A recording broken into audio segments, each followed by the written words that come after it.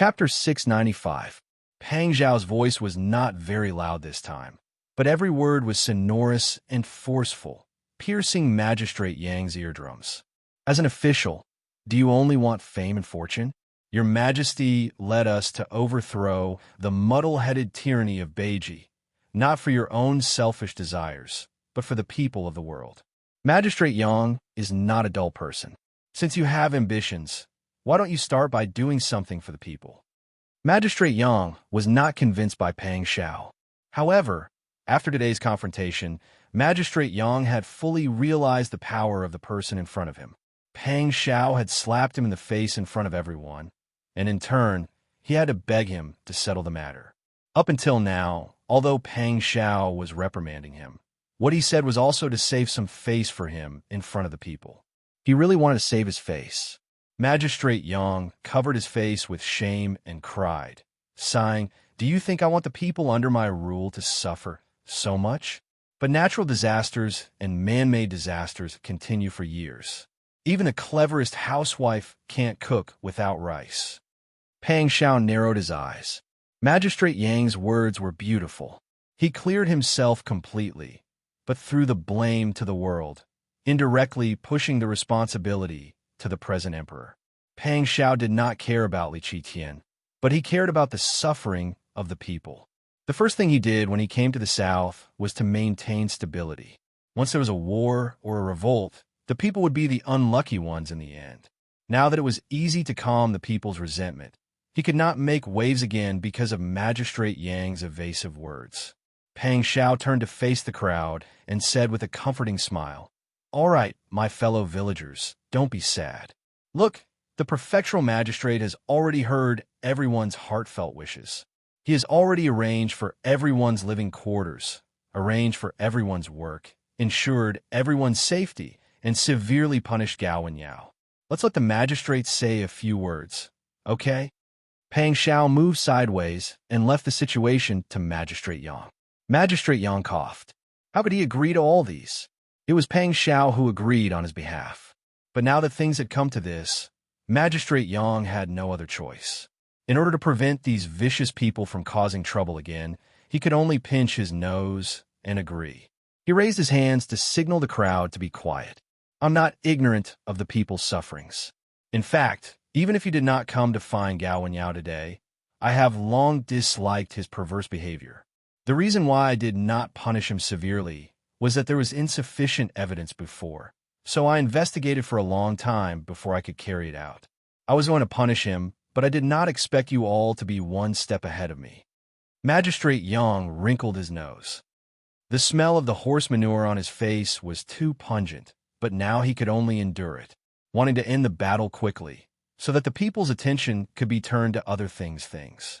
Gao Jianshi was pressed down on the ground. When he heard that Pang Zhao was going to punish him, he was already scared out of his wits. But there was still a little hope in his heart. Magistrate Yang had talked to him before and knew that there was someone behind him. Magistrate Yang would not be willing to offend the person behind him. But now, Magistrate Yang obviously wanted to use him to shut Yu Yu's mouth. Librarian Gao struggled anxiously and shouted, "My lord, you can't do this, I am. Gag his mouth and take him away." Yes. The followers who had been beaten by the refugees for a long time had long been suppressing their anger. If not for Magistrate Yang, they would not have to suffer with the prefectural governor. Moreover, Magistrate Yang was usually domineering.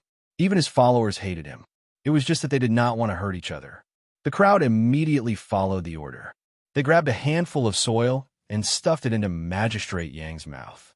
Then they lifted him up with his hands behind his back. Magistrate Yang struggled with all his might. He spat out the soil in his mouth and tried to defend himself. But Magistrate Yang was determined to punish him. How could he have a chance to defend himself? Magistrate Yang disregarded human life. The evidence is conclusive. Take him away and execute him immediately. Magistrate Yang waved his sleeves righteously. It was as if he was not covered in dirt, but wearing an official's robe in the hall. Good. Magistrate Yang is wise. The commoners were stunned for a moment. Then they immediately jumped up and cheered loudly. The cheers of nearly 1,000 people shook the surrounding houses and courtyards. This was the first time that they, as commoners of the lowest class, had risked their lives to fight for the results they wanted. No matter how sullen Magistrate Yang was in his heart, he could not help but show some pride in the situation of the commoners. It was as if he had eaten honey in his heart. He even temporarily forgot the stench on his face. Qin Yining quietly watched this for a while. She could not help but quietly step forward and stand beside Pang Xiao. Pang Xiao's 5 senses were outstanding. Naturally, he noticed Qin Yining's first step. When she came to his side, he immediately grasped her slightly cold fingers with his big hand and held them tightly in his hand. Although he did not turn his head to look at her, his face was serious and his eyes were fixed in front of him. His hand was warm and dry. He often used his fingers to mischievously tickle Qin Yining's palm. Qin Yining could not help but laugh softly. The two of them stood hand in front of the army and Jinghu Wei. Their warm appearance made people feel warm and envious. Standing in the corner, Yu Qiyin, who had suffered a heavy blow, stared blankly at Qin Yining's side profile. For a moment, he had an impulse to run away and save his face. What was called a crushing defeat. He was like this. He had lost his country, the throne, his family, and the people's hearts. He could not even win the heart of a little girl. Gu Shixiang saw Yu Qiyin standing there blankly and looking at Qin Yining. He still looked as if he had suffered a heavy blow. Gu Shixiang felt even more disappointed. At this juncture, wasn't the overall situation the most important thing? How could he still be in the mood to think about women? Gu Shixiang shook his head in defeat. It was easy to change mountains and rivers, but hard to change one's nature. Unless he had completely changed his mind, or else, as soon as she saw the Qin family, the position of mountains and rivers in Yu Qiyan's heart would shift. Just as the two of them were letting their imaginations run wild, the commoners at the corner of the street had already rushed anxiously in a certain direction. They saw that Librarian Gao had already been forced to kneel on the ground. An executioner raised a demon head knife high. As Librarian Gao shook his head violently, the executioner viciously chopped down. Fresh blood splattered on the white wall opposite them. That was the wall of the Gao residence's backyard. The warm, scarlet liquid melted the thin layer of snow on the ground. A round head rolled to the side. The Gao family servants who had been climbing the ladder to see what was happening outside screamed in fright. They immediately fell down the ladder. Oh no, the old master has been beheaded. The servants hurriedly replied to the inside of the room. When Gao Jinshi heard this, her eyes rolled back and she fainted. No matter how chaotic the Gao family was, they would never dare to open the door to argue with Magistrate Yang and the commoners. Everyone finally vented their anger and cheered. Their joy was overflowing, as if they had received the most precious treasure in the world. The joyous laughter was a stark contrast to the loud cries in the Gao residence. Magistrate Yang then ordered the people around him to make arrangements for the commoners' meals. There was no one to run the kanji factory, but they couldn't let the commoners starve on New Year's Eve. If the commoners were dissatisfied and made a fuss, the situation might be even worse than now. Qin Yining saw that Magistrate Yang had arranged everything neatly, so he quietly scratched Pang Zhao's palm. Pang Zhao's large hand immediately grasped hers. He cupped his hands and said goodbye to Magistrate Yang. Official Yang, farewell. Magistrate Yang turned around, the corners of his mouth twitching. It was obvious that he had sent his troops into the city without permission. Not only could he not censure him, but he also had to thank him. Moreover, when he thought about it carefully, he didn't agree to those conditions willingly. It was obvious that he fought wherever Pang Xiao pointed. He had been used, yet he still had to thank him. Words couldn't express how he felt. Thank you, Wang Yi, for your help. Take care, Wang Yi. Official Yang, please stay.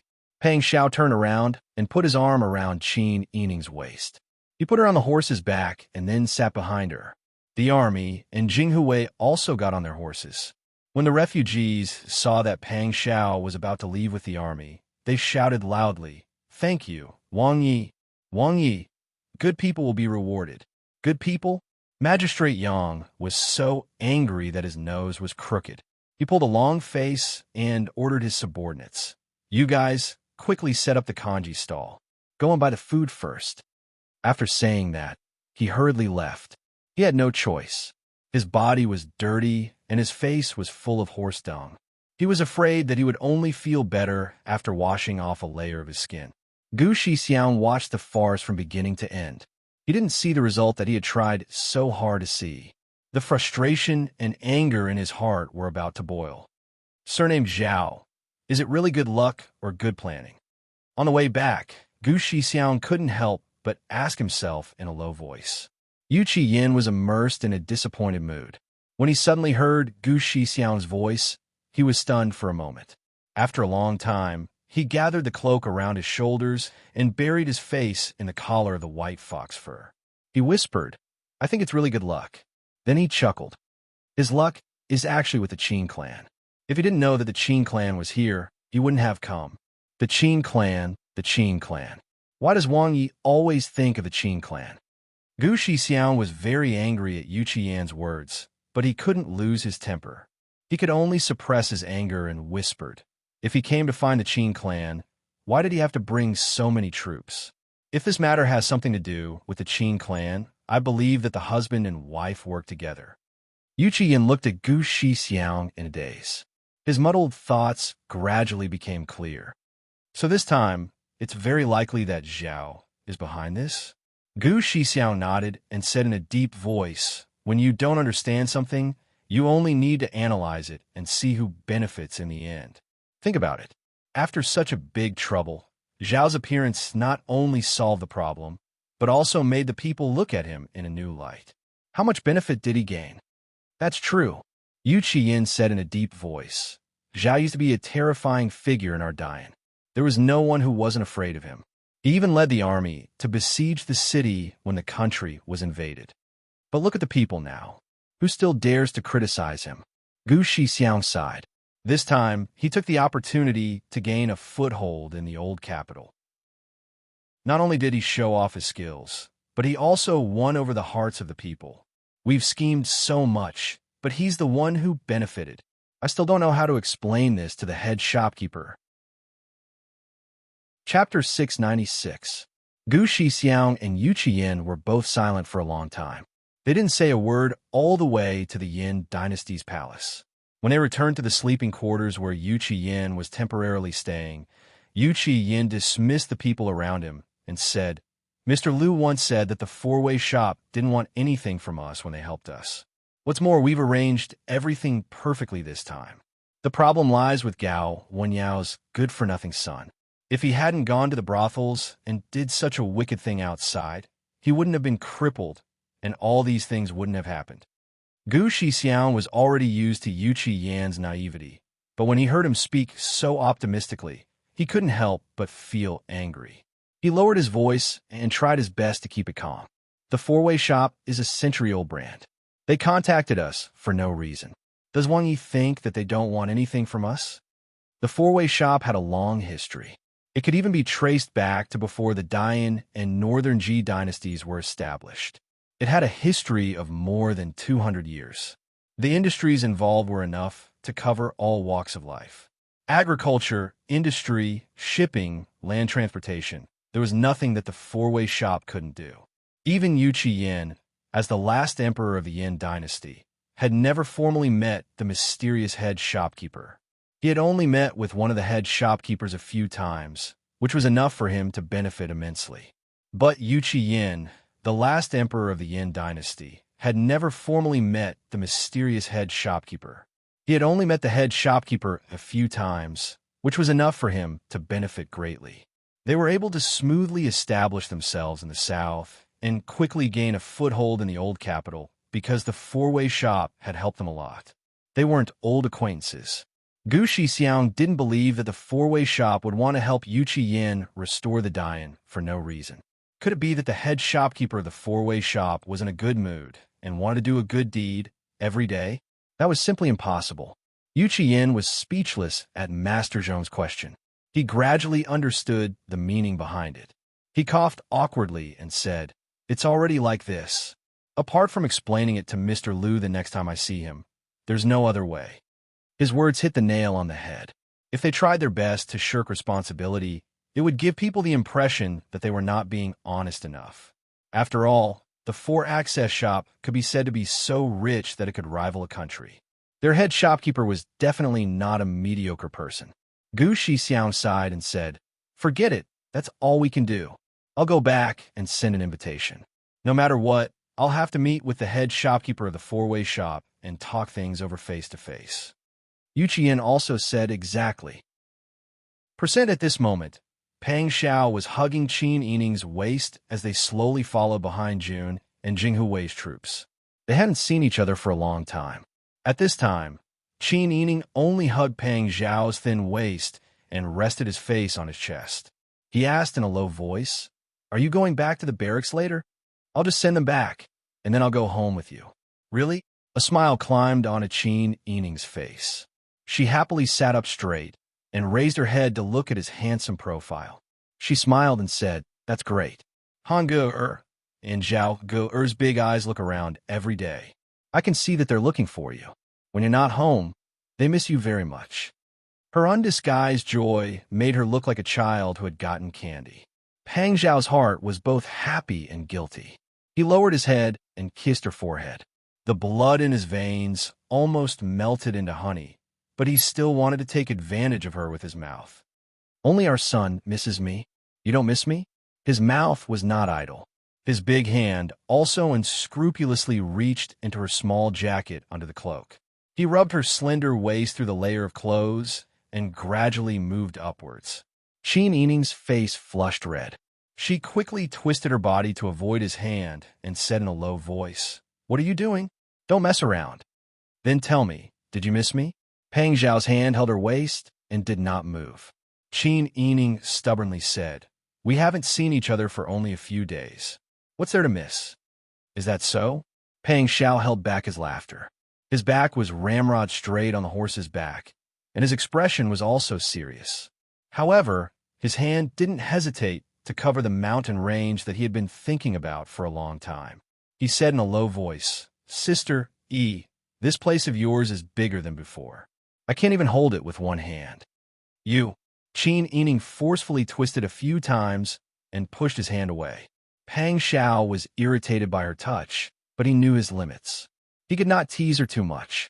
He was afraid that she would fall, so he hugged her tightly and whispered in her ear, Okay, I won't tease you anymore." Qin Yining's face and ears turned red. She was embarrassed and angry, but she did not want to appear too petty. She forced herself to change the topic. "You brought so many people here today. It really scared me. Have you dealt with the matters in the barracks? How did you manage to subdue Deng Minchong?" Pang Xiao also wanted to change the topic. He said, "The situation in the barracks is much more complicated than it looks. Although Deng Minchong has been corrupted by wine, meat, gold, silver, and beautiful women, he is not the one who calls the shots in the barracks." "Oh," Qin Yining said in surprise. "Isn't he the head of the barracks? If he doesn't call the shots, who does?" Pang Xiao smiled and said, "You also know that half of the soldiers in the barracks are the ones who follow my tiger army to conquer Dian." Qin Yining nodded. "Back then, those people were trained by me to the point where they could fight against 10 people at once. However, now that the war is over, they have degraded to the point where they complain when they run with weights on, let alone the other half of the soldiers who have not been trained by me. From Deng Minchong, the commander-in-chief, to the soldiers, it is like a plate of loose sand. Deng Minchong has even given his authority and responsibility to his deputy, Lu Zhang. He spends his days indulging in wine and women. Even if I am present, he might not be willing to share the joys and sorrows of the soldiers. Lu Zhang has built up quite a bit of prestige in the barracks. Many of the soldiers listen to him. Originally, I did not have complete control over the army. However, Lu Zhang fell ill a few days ago. I felt that it was a rare opportunity, so I took the opportunity to make a move." Qin Yining was shocked when he heard this. "I didn't expect there to be so many twists and turns. Now that you are in charge, Deng Minchong has no reaction? He is used to enjoying himself. It seems like anyone could be the commander of the army. He flatters me in front of me, but then he turns around and flatters Lu Zhang. Then he really has no stance. Qin Yining sighed softly. That's good too. Otherwise, who knows how many twists and turns there will be. Qin Yining nodded in agreement. Pang Xiao sent the troops all the way back to the barracks. He lectured them for a while before instructing them to go back to rest. Then, he brought Qin Yining back to the residence. Qin Yining did not feel tired at all riding with him. The two of them did not ride very fast. Pang Xiao cherished and enjoyed the opportunity to speak with Qin Yining alone. Next time, no matter what you want to do, you have to tell me. I will do my best to cooperate with you. Don't make things difficult for yourself because of me like this time. Do you understand? Qin Yining listened to his nagging along the way. He did not have to ask Pang Xiao why he came at such a coincidence or why he made such arrangements. He knew that everything he did was for her own good, so he obediently agreed. They returned to the Qin residence. As soon as they entered, they saw Mu Jinghu and Huzi, who had already tidied themselves up. The two of them had blended in with the refugees and stirred up everyone's emotions. Their cooperation was flawless. The refugees did not notice any flaws in their act. Now, they looked completely different. Blockhead. Pang Xiao smiled and strode forward. He patted Mu Jinghu's shoulder and said happily, "Why did you think of the old capital? Did you come with your martial uncle?"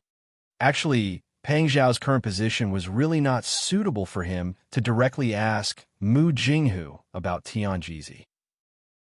However, he asked openly. Mu Jinghu was also open in his heart. He smiled and shook his head. "No, I came out on my own. Martial uncle instructed me to come to the south. He said that there would be a big show to watch. He asked me to stay here and watch the show, lest I become stupid." This really sounded like something Tianjizi would say. Although their standpoints were different, Tianjizi was still a wonderful person in some aspects. The group walked into the inner residence. Qin Yining asked worriedly, "How is my grandmother? Where is she now?" Huzi said seriously, "Princess consort, you don't have to worry." Duchess Ding went to the snow pear courtyard with Bing Tang. Bing Tang said that old madam's life is not in danger. It's just that because of the spring and autumn, she went through a period of imprisonment. That person's surname Gao even locked her in a cage. After going through such torture, her body can't take it anymore. She needs to recuperate well. Qin Yining's heart ached when he heard this. He hurriedly ran to the snow pear courtyard. Currently, there were no other women living in the Qin residence. In addition, for convenience and safety, everyone lived in the snow pear courtyard. Therefore, Pang Xiao directly pulled Mu Jinghu and Huzi along with him. As soon as Qin Yining entered, he saw Qiu Lu and Lian Xiaozhou carrying food boxes to the side room. Seeing Qin Yining return, the two hurriedly bowed and said, "Princess consort, you're back." "Yes. Where's my grandmother?" "She's here." Qiu Lu first held up the bamboo curtain for Qin Yining. Qin Yining did not care about anything else and quickly rushed in. There was a bitter smell of medicine in the room, as well as the smell of roasted wine. After turning a corner and entering the inner room, he saw Duchess Ding's wife, Madame Zheng, leaning against a soft pillow and sitting on an arhat bed. Bing Tang was beside her tidying up a pile of bottles and jars. Qin Yining suddenly stopped in his tracks. He had not seen Madame Zheng for a long time. Her hair had turned white, and she seemed to have aged 10 years in an instant. He could not help but tear up. "Grandmother!" Madame Zheng saw Qin Yining. With tears in her eyes and a smile on her face, she reached out to her and said, "Sister Yi, come here and let grandmother take a look. We haven't seen each other for so long. Our sister Yi is already a mother. I just saw Han Gu'er and Zhao Gu'er. Both of them are very cute." Chapter 697. Madame Zheng smiled and gently stroked Qin Yining's hair with her skinny fingers. She did not expect that she would be able to meet Qin Yining again this time. She also did not expect that Qin Yining would treat her so well. In order to rescue her, he actually made such a big fuss. She knew that she did not treat Qin Yining well. This child had been lonely since young and was not fated to be raised by his biological parents. Even if he returned home and faced his blood-related relatives, They were still strangers who had just met. Moreover, her daughter's personality was like that. She knew that the Sun clan did not treat Qin Yining well enough. But what about her? Her relationship with Qin Yining wasn't so deep as soon as they met.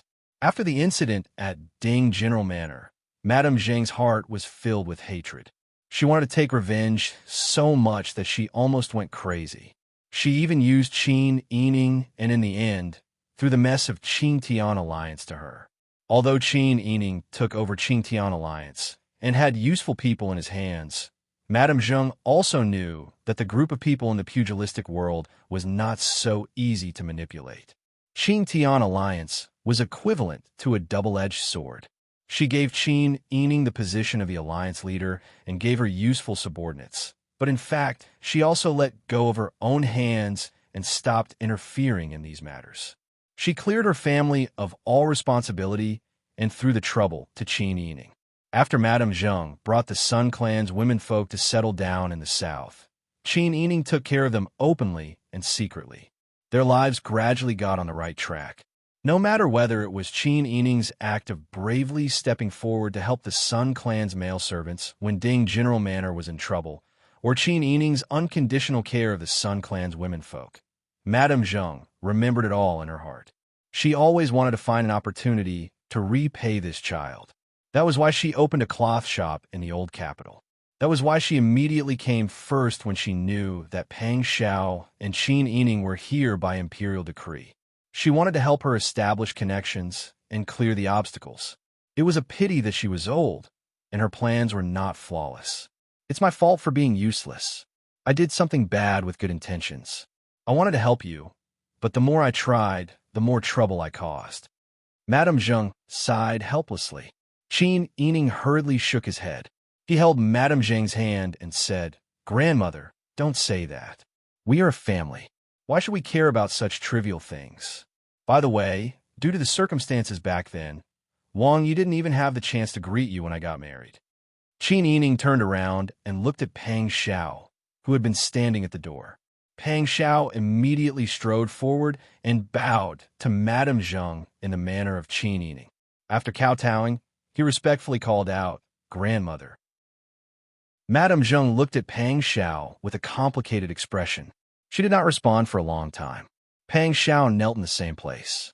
He knew that Madame Zheng must have a knot in her heart about him, so he was not anxious, nor would he urge her. He just knelt respectfully. In the war between the two countries, he was the vanguard of attacking Dian. In Xihua City and other places, he had fought with Duke Ding's family. The old Duke Ding and the general of the Sun family were both unyielding men. He admired them very much. It was just that the two sides had different standpoints and stood in a hostile position. In addition, Your Majesty had thought of that kind of malicious trick at that time, saying that the Empress Dowager wanted to eat a smart person's brain to cure her illness. Not only did he force the great talent Sun Yu to death, but he also shocked the fatuous emperor into destroying Duke Ding's family. Even children of a few years old did not escape the fate of being beheaded. Although all was fair in war, Pang Xiao still felt sorry for the men of the Sun family. He even secretly went to collect the bodies of the men of the Sun family, but Sister Yi beat him to it. Duchess Ding naturally did not know what he was thinking and what he was doing secretly. In Madame Zheng's eyes, Pang Xiao was probably just the culprit who had colluded with Li Qiqian to destroy the Sun family. Thinking of this, Pang Xiao even felt that Madame Zheng had good self-restraint by not slapping him hard. Qin Yining looked at Pang Xiao and then at Madame Zheng. He called nervously, "Grandmother." Madame Zheng sighed helplessly and said, "Get up. Let's sit down and talk." Seeing that Madame Zheng's expression was normal, Qin Yining was slightly relieved and stood up with Pang Xiao. They each took a chair and sat on the edge of the bed. Madame Zheng looked at Pang Xiao and said, "I actually hated you before." Qin Yining frowned worriedly. Pang Xiao also smiled helplessly and did not say anything. Madame Zheng said, "However, as time passed, the sadness faded a little. When I was able to calm down and think, my hatred for you is not so deep. Moreover, you become my grandson-in-law. In order to find Sister Yi, You even went against 33 imperial edicts and personally led people to Tayton to find her. Not only did you not suspect her, but you have also been so good to her. Just by looking at this, I feel that you are a good child. Hearing Madame Zhang's words, Qin Yining suddenly breathed a big sigh of relief. Pang Xiao was still smiling and waiting for Madame Zhang to continue. When Beiji and Dian were fighting, Sister Yi's father used a trick and indirectly harmed your father. Although the main reason for General Feng's death was the suspicion of the incapable ruler of Beiji, Sister Yi's father did use a trick. There was a father's enmity between the two of you, but you were able to let go of your hatred and treat her well. Every injustice has its perpetrator, and every debt has its debtor. I have lived for so long, so how can I not let go of my hatred? Although you were the vanguard of the attack on Dian, you're also responsible for the deaths of the Duke and my children and grandchildren. However, the main responsibility does not lie with you. You were just following orders. If you want to blame someone, you have to blame the incapable ruler and the Demon Empress. You have to blame the Demon Empress's father, Guizhong Chao. I have already taken my revenge and let go of my hatred. Now, I see that you are so good as Sister Yi. Sister Yi is also sincerely living with you. Let's put aside the enmity of the past. Madame Zhang's words moved Pang Xiao and Qin Yining's hearts. It was rare for Madame Zhang to think so clearly. Qin Yining thought that he would have to spend a lot of effort to persuade her, but he did not expect the matter to be resolved so easily. Grandmother, have you really let go of your hatred? Qin Yining held Madame Zhang's hand and shook it. Madame Zhang sighed and said, "What else is there to let go of? The dead have passed away, and the living have to continue living. Do you think I will never let go of the so-called hatred for the sake of the dead and disturb your peaceful life? Moreover, every injustice has its perpetrator, and every debt has its debtor. I am not an unreasonable person, so how can I vent my anger on him?" Qin Yining almost cried. She blinked hard and held back the tears that were surging fiercely. She held Madame Zhang's hand and said, "Grandmother, it's great that you can let go of your hatred." Pang Xiao also stood up and bowed. "Grandmother, thank you." Madame Zhang smiled. "We are family, so there is no need to thank me. Do you think that I am a stubborn person? Of course not." Qin Yining hurriedly explained. Madame Zhang smiled and tapped Qin Yining's forehead. She saw that her granddaughter's face was filled with sincere joy without any haze. She also saw that although Pang Xiao was standing to the side, his warm and gentle gaze landed on Qin Yining. His eyes were full of love and adoration. These two children had true feelings for each other. To be able to find someone they truly loved at such a young age, form a family together, and support each other without leaving or abandoning each other. As a grandmother, what high requirements could she have for her grandson-in-law? Once the words were spoken, the tense atmosphere in the room suddenly relaxed. Qin Yining smiled and told Madame Zhang about the Sun clan and family matters.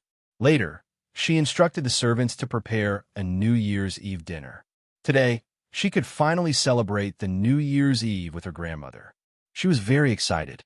When Madame Zhang saw that Qin Yining was as happy as a child, she could not help but laugh. As an elder, she was relieved that her child was doing well.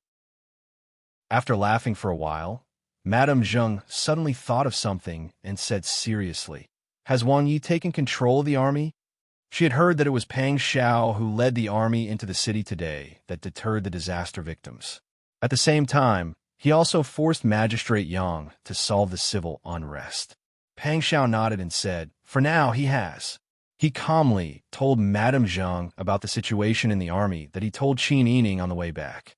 Madame Zhang shook her head and said, "I have a piece of advice, but I don't know if Wang Yi can listen to me."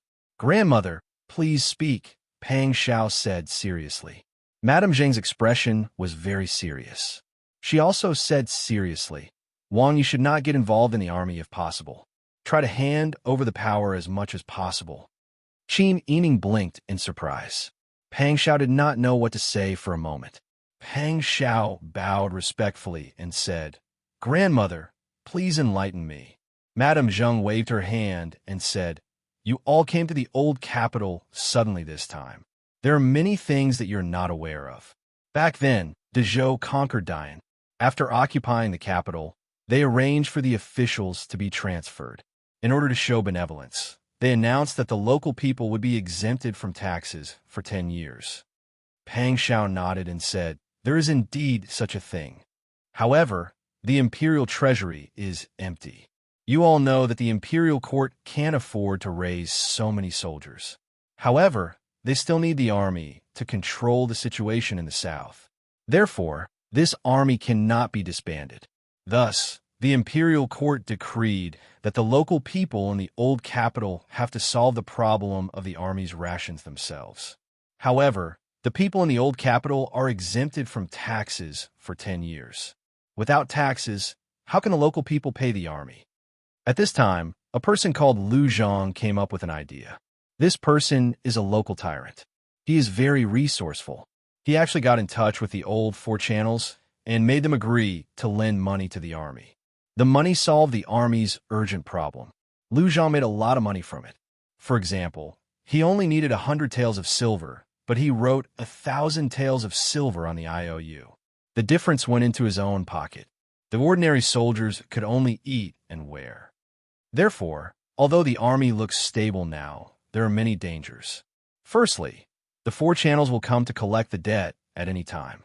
As long as they do, there will be a big hole that you can't fill.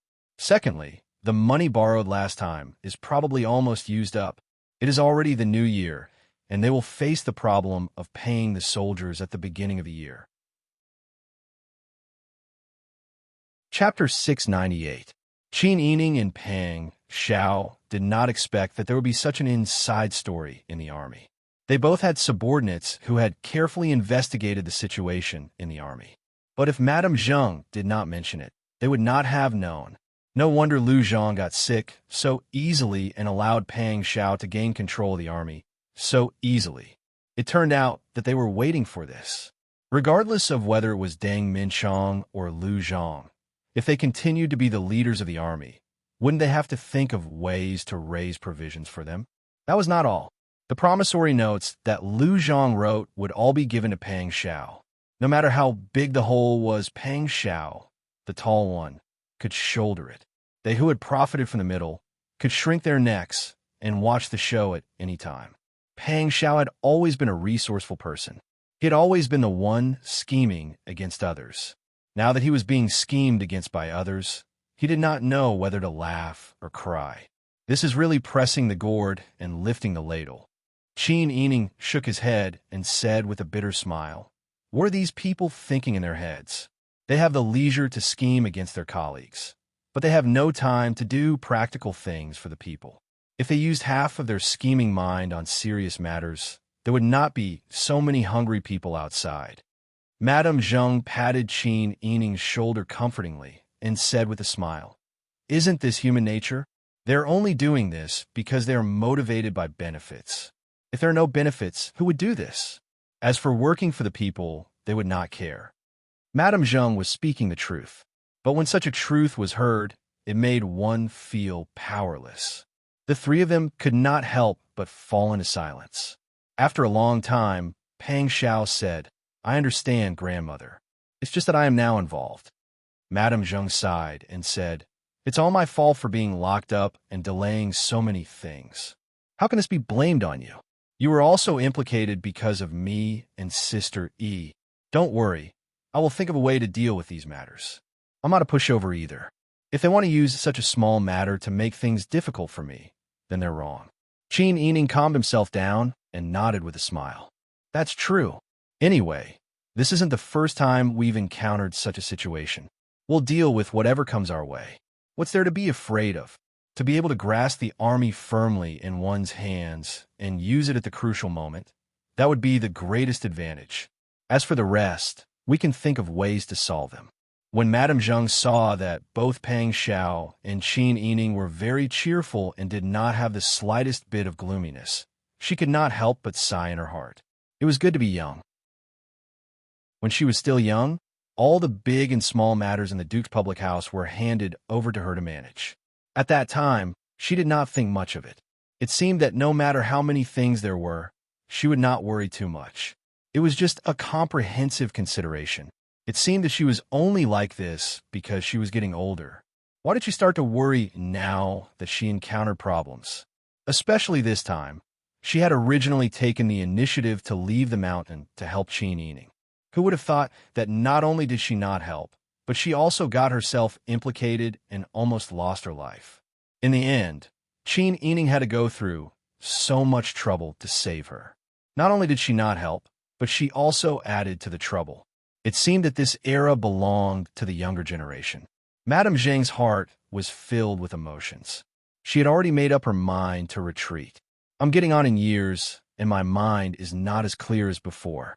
This time, leaving the mountain has also greatly damaged my vitality. Sister E, in the future, I plan to peacefully spend the rest of my life at home. When Qin Yining heard this, he was stunned. He was worried that his grandmother was saying this because she felt frustrated that she did not succeed. He wanted to persuade her. However, Madame Zheng saw through his thoughts. She smiled and waved her hand. You don't have to say anything. I know your intentions. It's just that I'm really tired. Madame Zheng's gaze fell on Peng Zhao's handsome face. She smiled and said, Besides, now that you have someone to rely on, I can rest assured. At first, I was worried that you would be wrong because of the grudges of the previous generation. Now, it seems that I worried too much. Since you all have your own lives and have your own support and companionship, no matter how difficult the future is, there will be someone to support and accompany you. This old woman can also put down her burdens and peacefully spend the rest of my life. Madame Zheng's eyes were looking at Peng Zhao, but her words were directed at Qin Yining and also at the distant Sun clan. When Qin Yining heard his maternal grandmother's sentimental words, he actually felt a bit of the sorrow of a hero in his declining years. However, Madame Zheng was open-minded and did not mind. She said, I don't have subordinates like the Qingtian Alliance, but I have some connections and power. Just like the Qingtian Alliance in the past, they all have some beneficial relationships with each other. When I return, I will hand them over to you. You can use them for your own purposes, but you have to be careful not to be hurt by them. Maternal grandmother, I don't refuse. Madame Zheng smiled and patted Qin Yining's shoulder. She said, There's no harm in having more people. I know that with your abilities, you can control these people. You only need to order them around. When they encounter problems, you can help them solve them. After a long time, they will be like your subordinates. Seeing Madame Zheng's insistence, Qin Yining sighed softly and nodded. He owed too much and could only slowly repay her in the future. After all, Madame Zheng was old and had suffered in prison. Her body could not take it. After saying all that she needed to say, she was a bit tired. Qin Yining and Peng Zhao left. They did not care whether it was New Year's Eve or not. They did not want to disturb Madame Zheng and let her have a good rest. When Peng Zhao and Qin Yining returned to the bedroom, the wet nurses were taking a stroll in the room with their two brothers. When Peng Zhao saw his son, his eyes lit up with joy. He smiled and went over to carry Brother Zhao, who was wearing a tiger head hat. Io, let me see if our Brother Zhao has gained weight. Brother Zhao, do you still recognize your father? Brother Zhao stared blankly at Peng Zhao with his grape-like eyes. Then, he reached out to Qin Yining, who was beside him. He waved his arms and twisted his body. Clearly, he did not want to stay in Peng Zhao's arms and insisted on looking for Qin Yining. Peng Zhao felt sad and helpless.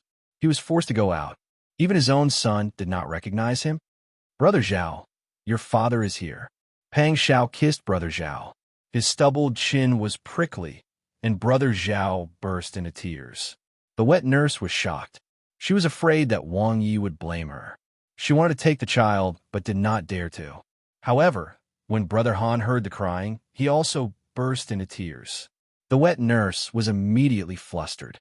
Qin Yining quickly took Brother Zhao and hummed a familiar tune. However, Brother Zhao stopped crying after a few breaths.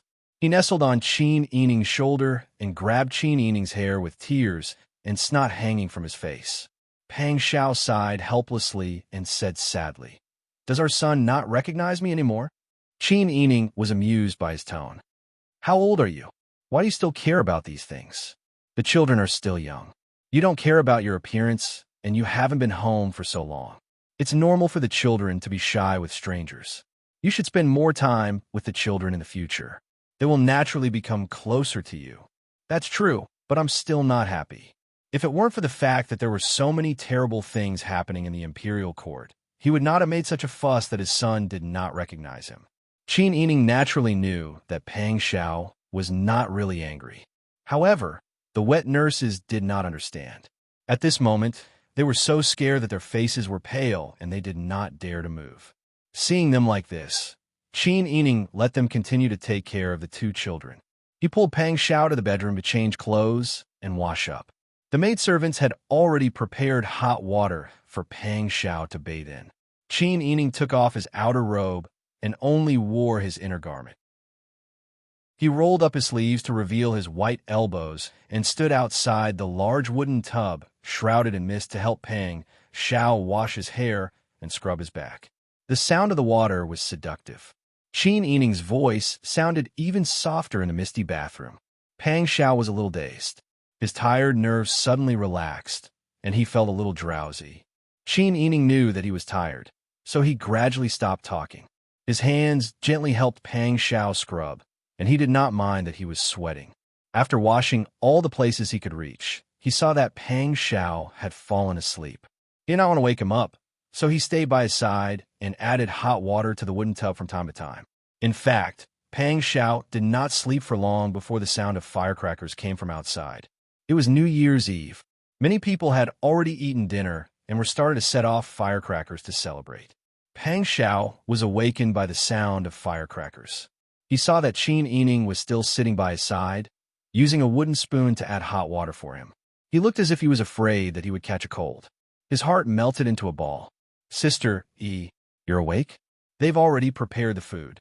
Let's go eat, then you can go back to bed and have a good sleep." "Okay." Pang Xiao nodded with a smile and stood up casually. Qin Yining's face turned red. He quickly got up and went out. Pang Xiao could not help but laugh. After cleaning himself up neatly, he changed into clean clothes and went out with Qin Yining to have a reunion dinner with his half-dry hair. Qin Yining did not ask when Pang Xiao would return to the military camp. If he asked, Pang Xiao would still have to leave when it was time to leave. It would only make him sad. As long as he knew that he would not leave today and that their family could have a good reunion, that was enough. Some families were happy, while others were sad. Just as Qin Yining, Pang Xiao, and Madame Zheng were celebrating the new year with their family, Yu Qiyin and Gu Shixiang were trying their best to contact Sidong.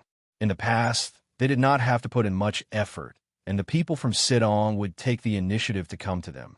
Now that they wanted to meet the other party, they found that the other party was very mysterious.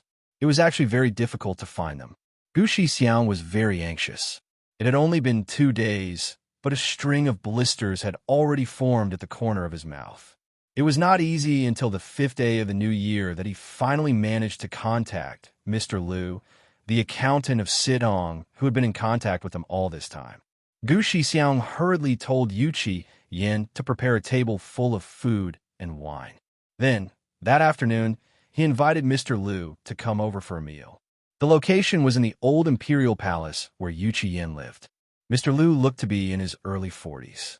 His facial features were well-defined, and he had an elegant temperament. He did not look like the head of the household, but more like a teacher. Chapter 699. After 3 rounds of wine and 5 dishes, the atmosphere was warm and lively. Mr. Liu spoke in a cultured and refined manner. He had a good temperament and was very well-mannered. He would never take the initiative to make others look bad. Gu Shixiang and Yu Qiyan's words were very obviously flattering. Mr. Liu also went along with their words.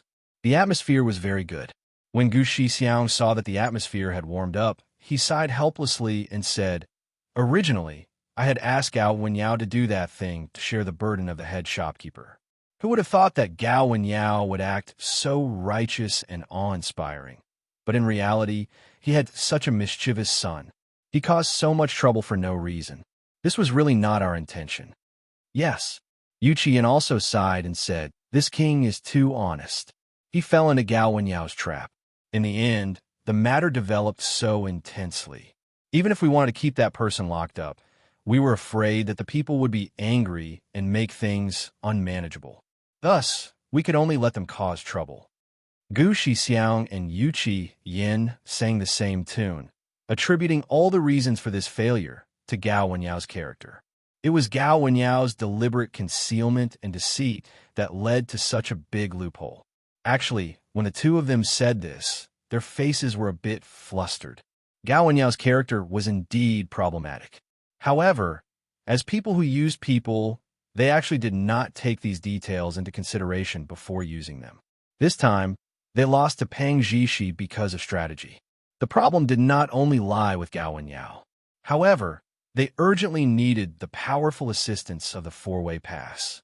If they wanted to restore the Dian dynasty, it was absolutely impossible to do so by relying on their scattered manpower and weak financial resources. In the past, Yu Yin still felt that he had the hearts of the people of the Yin dynasty. However, after witnessing the chaos of the people and knowing what the people really wanted, Yu Yin lost confidence in the hearts of the people. Thus, now he needed the favor of the four-way pass even more.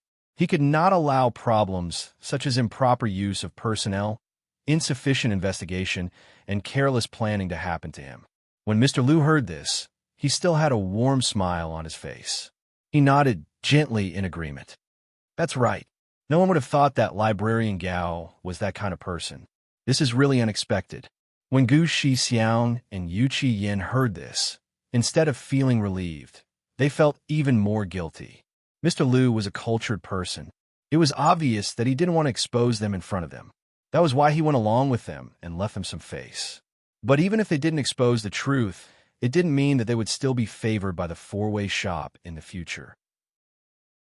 The four-way shop only had good self-restraint, but they didn't come out to do good deeds for no reason.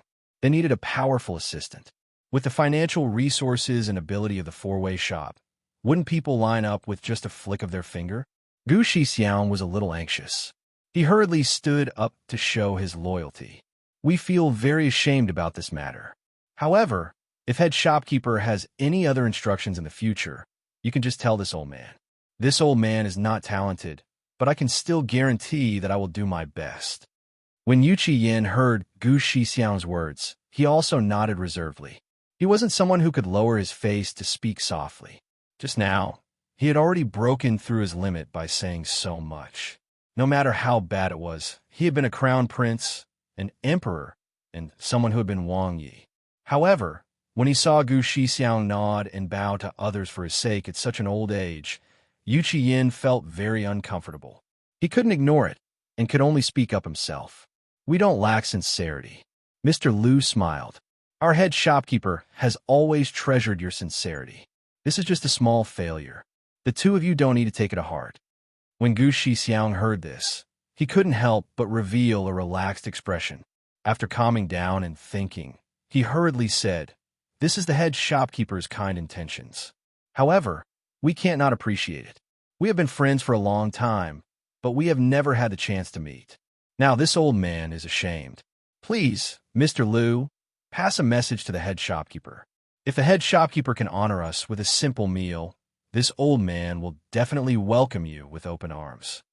Some things were better discussed when they met face to face. They had the intention of seeking refuge, but they didn't even know whether the head shopkeeper of four-channel shop was round or flat. They had always relied on an accountant to pass on their message.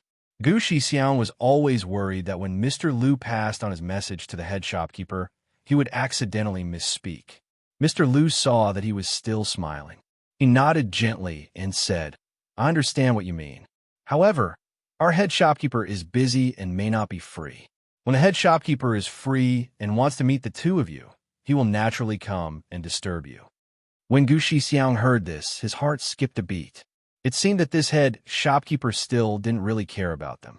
In the end, they still didn't walk into that circle. Don't look at how the Yu Qi Yin was the South protecting prince now.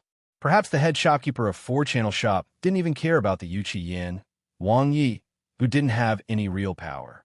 If they really wanted to be seen in a different light and be recognized by the head shopkeeper of four-channel shop, they would have to let the head shopkeeper see their abilities and use. Qin Yining and Pang Xiao didn't know the situation on the Yuchi Yan side. At this time, they were in the front hall, receiving the invitation from a servant. The servant sent by Magistrate Yang, who was standing in the middle of the hall, was very respectful when he saw Pang Xiao and Qin Yining.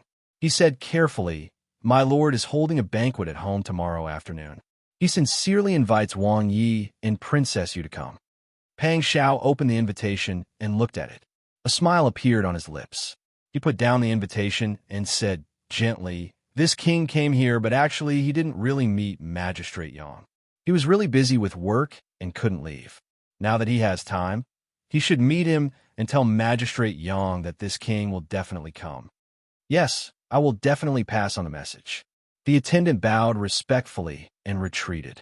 Qin Yining leaned on the armrest of the chair and said thoughtfully, "When we first came, Magistrate Yang didn't even want to show his face. He has always been against you. Why did he send an invitation out of the blue this time? There must be something wrong. We have to be more careful." "You're right," Pang Xiao said seriously. "There is no good wine and no good banquet. I want to see if he, a dignified magistrate, has the ability to stir up trouble if he doesn't have the ability to do things well. It's really hard to say. After all, he can't do things well because he doesn't want to do things that aren't profitable. But stirring up trouble is what he wants to do. Naturally, it's different. I don't think Magistrate Yang is a stupid person. This time, we don't know what hole he has deliberately dug for us to jump into." Pang Xiao was very nervous about Qin Yining. He was afraid that Magistrate Yang would set up an ambush this time. As a rough man, he was fine, but Qin Yining was a weak woman. He was actually afraid that she would be in danger. "Why don't I go to the banquet by myself tomorrow? I think if I go alone, he won't stop me at the door. It's better if he doesn't let me in." Pang Xiao pondered and became more certain of his idea. "That's good. Then you don't have to worry about him harming you." Qin Yining didn't know whether to laugh or cry. "I'm a woman in the inner house. What can Magistrate Yang do to me? If he wants to see you, he must have something to talk to you about. When I said he would dig a hole, I didn't mean he would really set up an inescapable net.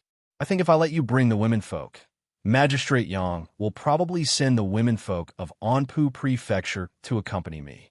We womenfolk are just here to liven up the atmosphere and warm up the place. Think about it. If I don't bring the womenfolk, won't you two men quarrel if you don't agree with each other? If you part on bad terms, this banquet will lose its meaning, right?" Pang Xiao was stunned. Qin Yining's words made him understand. He suddenly felt that he was a little funny. "I'm really paranoid." Pang Xiao shook his head and said helplessly, "Since you went missing that time, I've become like a bird startled by the twang of a bow." "You're right. That's what I mean by bringing you there. Don't worry. I'll bring Jinghu Wei to protect our safety. As for what Magistrate Yang wants to do," Pang Xiao sneered, "if he dares to do anything that crosses the line, I naturally have a way to deal with him." Qin Yining nodded with a smile. The two began to make arrangements for the banquet the next day. On the afternoon of the 6th day of the new year, Qin Yining coaxed the two children to sleep. He and Pang Xiao went to inform Madame Zheng, and then they left in the carriage. In the carriage, Pang Xiao bent his long legs and reclined on the soft pillow. He played with the apple-sized brass bell on the small brass heater in Qin Yining's hand and said with a smile, "Sister E, when we go to the Yang family later, there's only one thing you need to pay attention to. Don't leave my sight. No matter what the womenfolk of the Yang family say or do, you only need to stay by my side. Do you understand?" Qin Yining was amused by Pang Xiao's seemingly casual but actually serious words. He said, "Don't worry. Where else can I go? Besides, Magistrate Yang doesn't dare to do anything to us. It's right to nip the problem in the bud. Anyway, don't leave my sight. Even if you want to change clothes, you have to ask me to accompany you." Qin Yining was amused and warmed. He helplessly rolled his eyes at him and said, "Do you think you can enter the washroom with me if you go with me?" "All right, don't worry." Pang Xiao didn't want to nag anymore, but he still recalled the terrain of the Yang family that he had scouted in advance. He also thought about the best escape route in case of danger. After making sufficient mental preparations, Pang Xiao felt a little more confident. Soon, the gorgeous carriage with a red roof slowly stopped in front of the Yang family's gate. Unexpectedly, The Yang family's gate was wide open. Magistrate Yang, dressed in casual clothes, was standing at the back with a middle-aged woman of medium build and two girls. He was leading the family's servants to welcome them at the gate. Qin Yining looked out through the window screen and couldn't help but be startled. The middle-aged woman must be the magistrate's wife. Behind the magistrate's wife were two girls. One of them had a pretty face and a slender figure. She was somewhat similar to Magistrate Yang and should be the magistrate's daughter. On the other side, there was a tall and handsome girl dressed in men's clothing. She really attracted Qin Yining's attention. Chapter 700. Initiative. Everyone loved beauty. Even though they were both women, Qin Yining couldn't help but take a few more glances at the girl. The more she looked, the more beautiful she felt. Pang Xiao also looked up and saw the scene outside the carriage. Seeing that Qin Yining was staring at the girl, she snorted and turned her face to her. She whispered in her ear, "Why are you looking at others so seriously?" Qin Yining laughed and said, "Other than Annie Chow, I have never seen such a beautiful woman. It's inevitable that I would take a few more glances at her." Pang Xiao snorted and said, "Look at yourself in the mirror before saying that you've never seen a beautiful woman." His tone was so sour that Qin Yining couldn't help but laugh. When the carriage stopped, someone lifted the curtains. Pang Xiao got out of the car, first with steady steps. Seeing the tall and handsome Pang Xiao come out, the womenfolk behind Magistrate Yang glanced at him and then lowered their eyes at the same time. Magistrate Yang quickly walked up with a few people. Unexpectedly, Pang Xiao did not greet them first. Instead, she turned around and leaned into the carriage. She personally helped Qin Yining, who was wearing a red jacket and skirt with arrow sleeves, a cloak with white fox armpit fur collar, and a white fox fur inlaid with rubies, down from the carriage. Magistrate Yang had met Qin Yining once that day. However, the scene was too chaotic, and Qin Yining deliberately dressed up ordinarily, so Magistrate Yang did not observe him carefully. However, now that he saw it, he couldn't help but take a few more glances. Prince Zhongshuan and Wang Fei. One was handsome and domineering, the other bright and beautiful. They did not disguise the intimacy and warmth between them. It really was an enviable pair. Looking at their interactions, one couldn't help but smile from the bottom of their hearts. Magistrate Yang was already like this, so the womenfolk were even more touched. The wife and young miss of the magistrate looked at Pang Xiao and Qin Yining with emotion. Obviously, they were very curious about them. Xiao Fei Shan, who was dressed in men's clothing, had a calm expression on her face. She was just looking at the two with a decent smile. Qin Yining looked up and met Xiao Fei Shan's gaze. Xiao Fei Shan was obviously stunned for a moment, but she did not dodge. Instead, she smiled and nodded. Qin Yining also greeted her with a nod, but he was a little surprised. This lady was dressed in men's clothing, but it didn't seem like she was trying to disguise herself as a man. She was just wearing men's clothing in a carefree manner. She didn't deliberately hide that she was a woman, but she didn't deliberately act like a man either, as if wearing men's clothing was a matter of course. Qin Yining became more curious about Xiao Fei Shan. At this time, Magistrate Yang was already in front of them. "Prince Zhongshuan, Princess Consort, you two grace my humble abode with your presence. Your presence brings light to my humble abode." Pang Xiao smiled and returned the greeting. "Lord Yang is too polite. This king and my humble wife have disturbed you." "Don't mention it, don't mention it. Princess Wang Yi, please." Magistrate Yang stepped to the side and made a gesture of invitation. Pang Xiao followed him politely. Qin Yining naturally fell 2 steps behind, walking together with the magistrate's wife and the 2 young ladies. The magistrate's wife intimately held Qin Yining's arm and said with a smile, "This is the first time I've met Princess Consort. You look very familiar, and there's no sense of unfamiliarity at all." Qin Yining smiled and readily said, "That's right. I also feel that the magistrate's wife looks very familiar." The 2 young ladies also feel the same. The 2 young ladies followed behind the magistrate's wife and Qin Yining. Hearing this, they both smiled. The Yang mansion wasn't very big. They passed through the front hall and went around a clean courtyard. Then, They turned a corner and arrived at the warm room used for receiving guests. Therefore, they didn't invite outsiders to the banquet this time. Only the two families gathered together. Therefore, when they arrived at the warm room, everyone sat around an 8-seater table. Magistrate Yang invited Peng, Xiao, and Qin Yining to sit at the head of the table. Then, he cupped his hands and said politely with a smile, "I've neglected you. I've never had a chance to gather with Wang Yi before. I've neglected you with such a simple banquet. Don't mention it." This king is also very happy to have a chance to have a chat with Magistrate Yang. Peng Xiao didn't seem to mind that Magistrate Yang had turned a blind eye to him before. When he first came to take office, Magistrate Yang didn't even show his face. Magistrate Yang also knew what he had done in the past. Anyone would feel uncomfortable in their heart. To be honest, Peng Xiao had caused so much trouble for him during the civil unrest. If he had his own intentions, he definitely wouldn't want to have any more interactions with Peng Xiao. But now, Magistrate Yang laughed and said, "This humble official feels the same. Wang Yi is shrewd and decisive in handling matters. This humble official has been looking forward to meeting Wang Yi for a long time." Looking at the women, Magistrate Yang said, "Wang Yi, princess, this humble official will introduce you. This is my wife, Madame Yuan." The wife of the magistrate stood up and bowed to Peng Xiao and Qin Yining. "Madame Yuan greets Wang Yi and princess.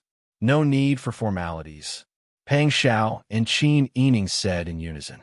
Magistrate Yang pointed to a girl with a delicate face who was dressed in women's clothing and said, "This is this humble official's only daughter." Madame Yang immediately bowed as well. "Madame Yang, no need for formalities."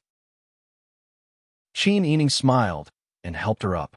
Magistrate Yang smiled and said, "This is my relative's daughter, Madame Qiu. Because of seniority, she calls me uncle." Qiu Feishan then stood up to greet Peng Xiao and Qin Yining. She did a woman's greeting, but she didn't have the slightest bit of pretentiousness. Instead, she exuded a graceful and free aura. Qin Yining smiled and said, "Madame Qiu, no need for formalities." Magistrate Yang explained again, "The reason why she wears men's clothing is that her family is doing business. She is the only child in her family, so she has to take up the responsibility. Because it is inconvenient to wear women's clothing when walking outside, she began to wear men's clothing when she was young. Even if she doesn't hide that she is a woman, at least there is less trouble when walking around." "That's right." Qiu Feishan also smiled. "Wang Yi and princess have seen a joke." Qiu Feishan was born beautiful, and this smile was even more stunning. Her eyebrows were similar to Qin Yining's. They were both long and slender eyebrows. The slanted arc wasn't ostentatious, but it added a heroic aura to their delicate faces. Qin Yining felt that this woman's temperament was gentle and elegant.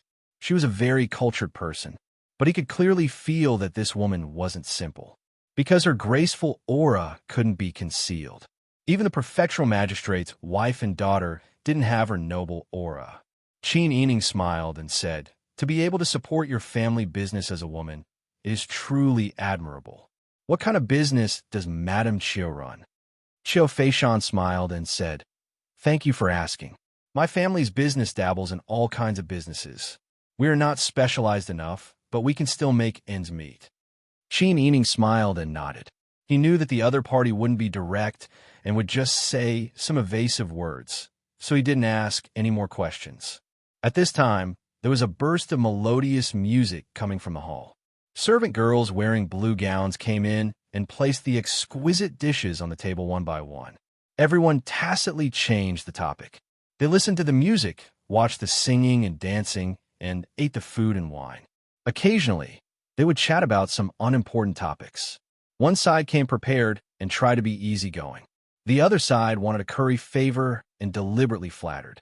Therefore, the two sides became much more familiar with each other after a meal. When the servants brought in the tea tray, Magistrate Yang picked up the teacup and lightly coughed. The prefectural magistrate's wife immediately used a handkerchief to wipe the corners of her mouth. She stood up with a smile and said, "Excuse me." Then she left the warm room with the prefectural magistrate's daughter. The music stopped abruptly. The dancers bowed, and the musicians, who had only played half of the music, left together. Qin Yining knew that they were going to talk about business. The prefectural magistrate's wife had already left with her daughter. However, Miss Chiu stayed in the same place. She understood that Magistrate Yang invited them here today. Because of this Miss Chiu, the hall was quiet. Pang Xiao and Qin Yining didn't ask first. Magistrate Yang smiled and picked up the wine cup and took a sip as if nothing had happened. He slowly said, "When Nice came to the old capital last year, did you see some of the officials in the army when you walked around?" Xiu Feishan's posture was straight and elegant. The corners of her lips raised. She nodded with a faint smile and said, "I did see them. Not only last year, but I also went there 2 days ago. The days in the barracks are really tough. It's not easy for the soldiers to protect the country. It's really thanks to Prince Zhongshan's guidance that they're able to hold on to the old capital under such circumstances." Xiu Feishan's words revealed 2 pieces of information. First, he didn't know what kind of business she was in charge of, but she had the ability to enter the army camp. Moreover, Pang Xiao, the commander-in-chief, didn't even know that she had just entered the army camp. No one specially came to report to him. This was enough to see how powerful her family was. Second, there was a sense of benevolence. The hidden meaning in her words seemed to be that she felt the life in the army was hard and wanted to donate some money. However, Xiu Feishan was a shrewd person. She didn't say it directly, but waited for Pang Xiao, the commander-in-chief, to say it. In fact, the army really needed some money now. After all, Pang Xiao had just learned that Lu Zhang and Si Tong owed a large sum of money. Moreover, it was already the new year. It was time for the soldiers to prepare their salaries. If someone was willing to give the army a sum of money, it would solve his urgent need. Unfortunately, Pang Xiao wasn't a short-sighted person. Pang Xiao smiled and said, "Miss Chiu is too kind.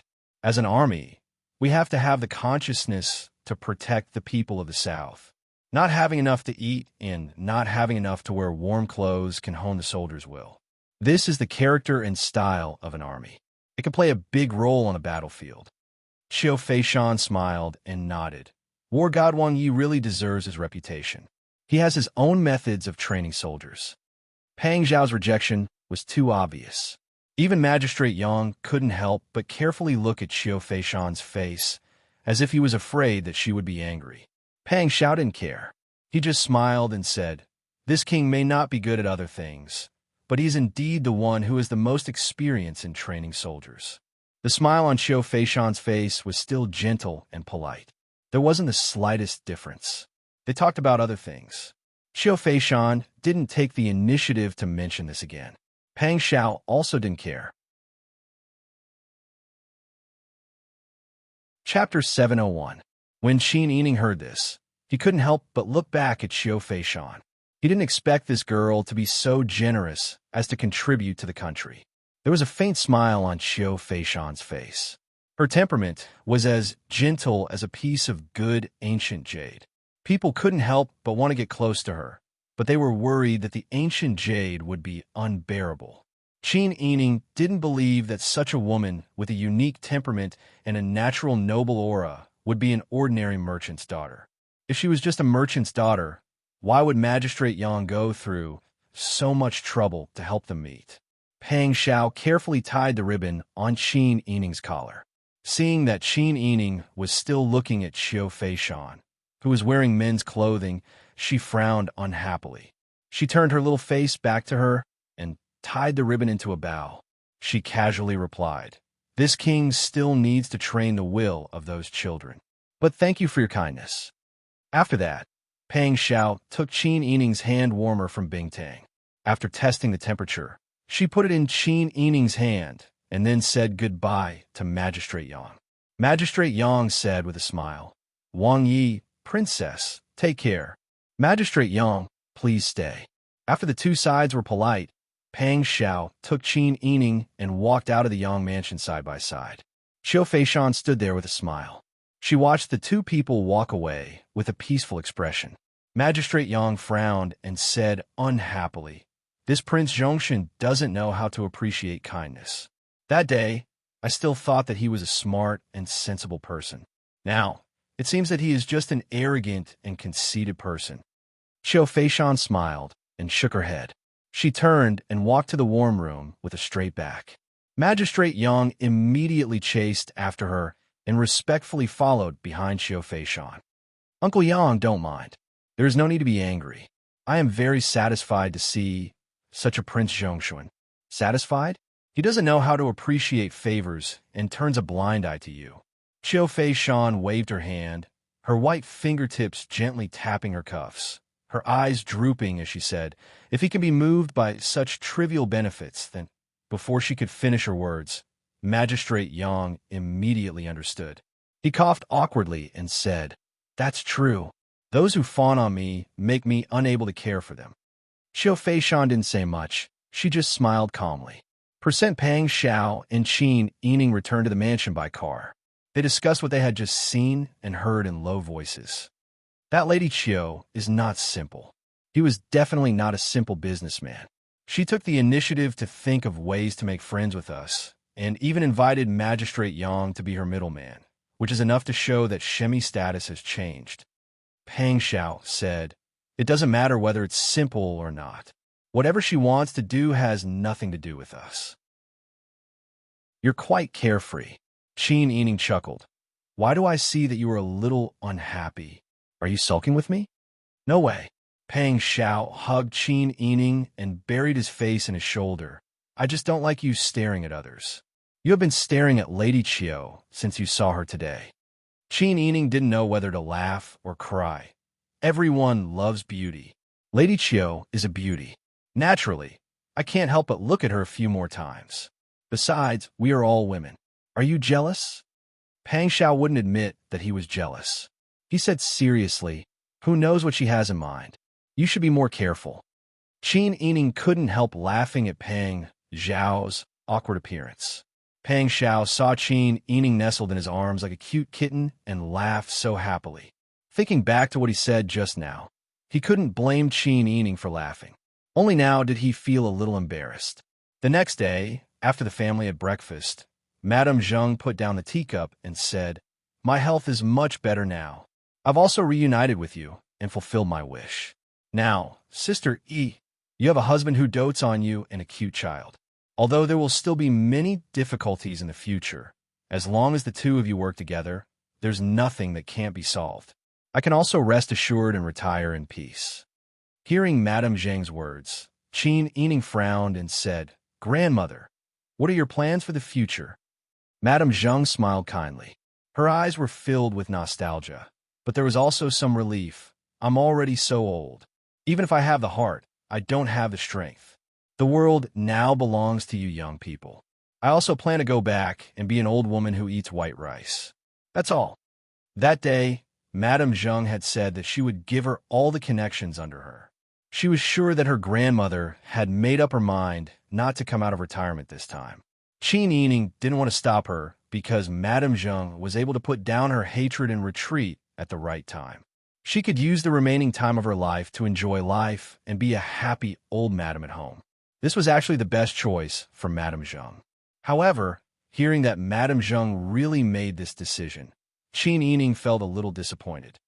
"Silly girl, what are you thinking? In the future, you just have to focus on living your life with Wang Yi and teach Brother Han and Brother Zhao to grow up. This will be the best life. I know you're a smart child, and I believe you can do it." Qin Yining felt a little sad, but she still adjusted her emotions and said with a smile, "Grandmother's decision is right. In the future, when we're free, we'll bring Brother Han and Brother Zhao to visit you, aunt and cousin-in-law." "Good, good." Madame Zheng smiled and then turned to Pang Xiao. "You have to take what I said to you before to heart. In the future, your life will depend on you." Pang Xiao said respectfully, "Yes, I'll remember it. I will also be filial to my father-in-law and mother-in-law." "Grandmother, you don't have to worry. I know you're a filial child." Madame Zheng smiled with relief.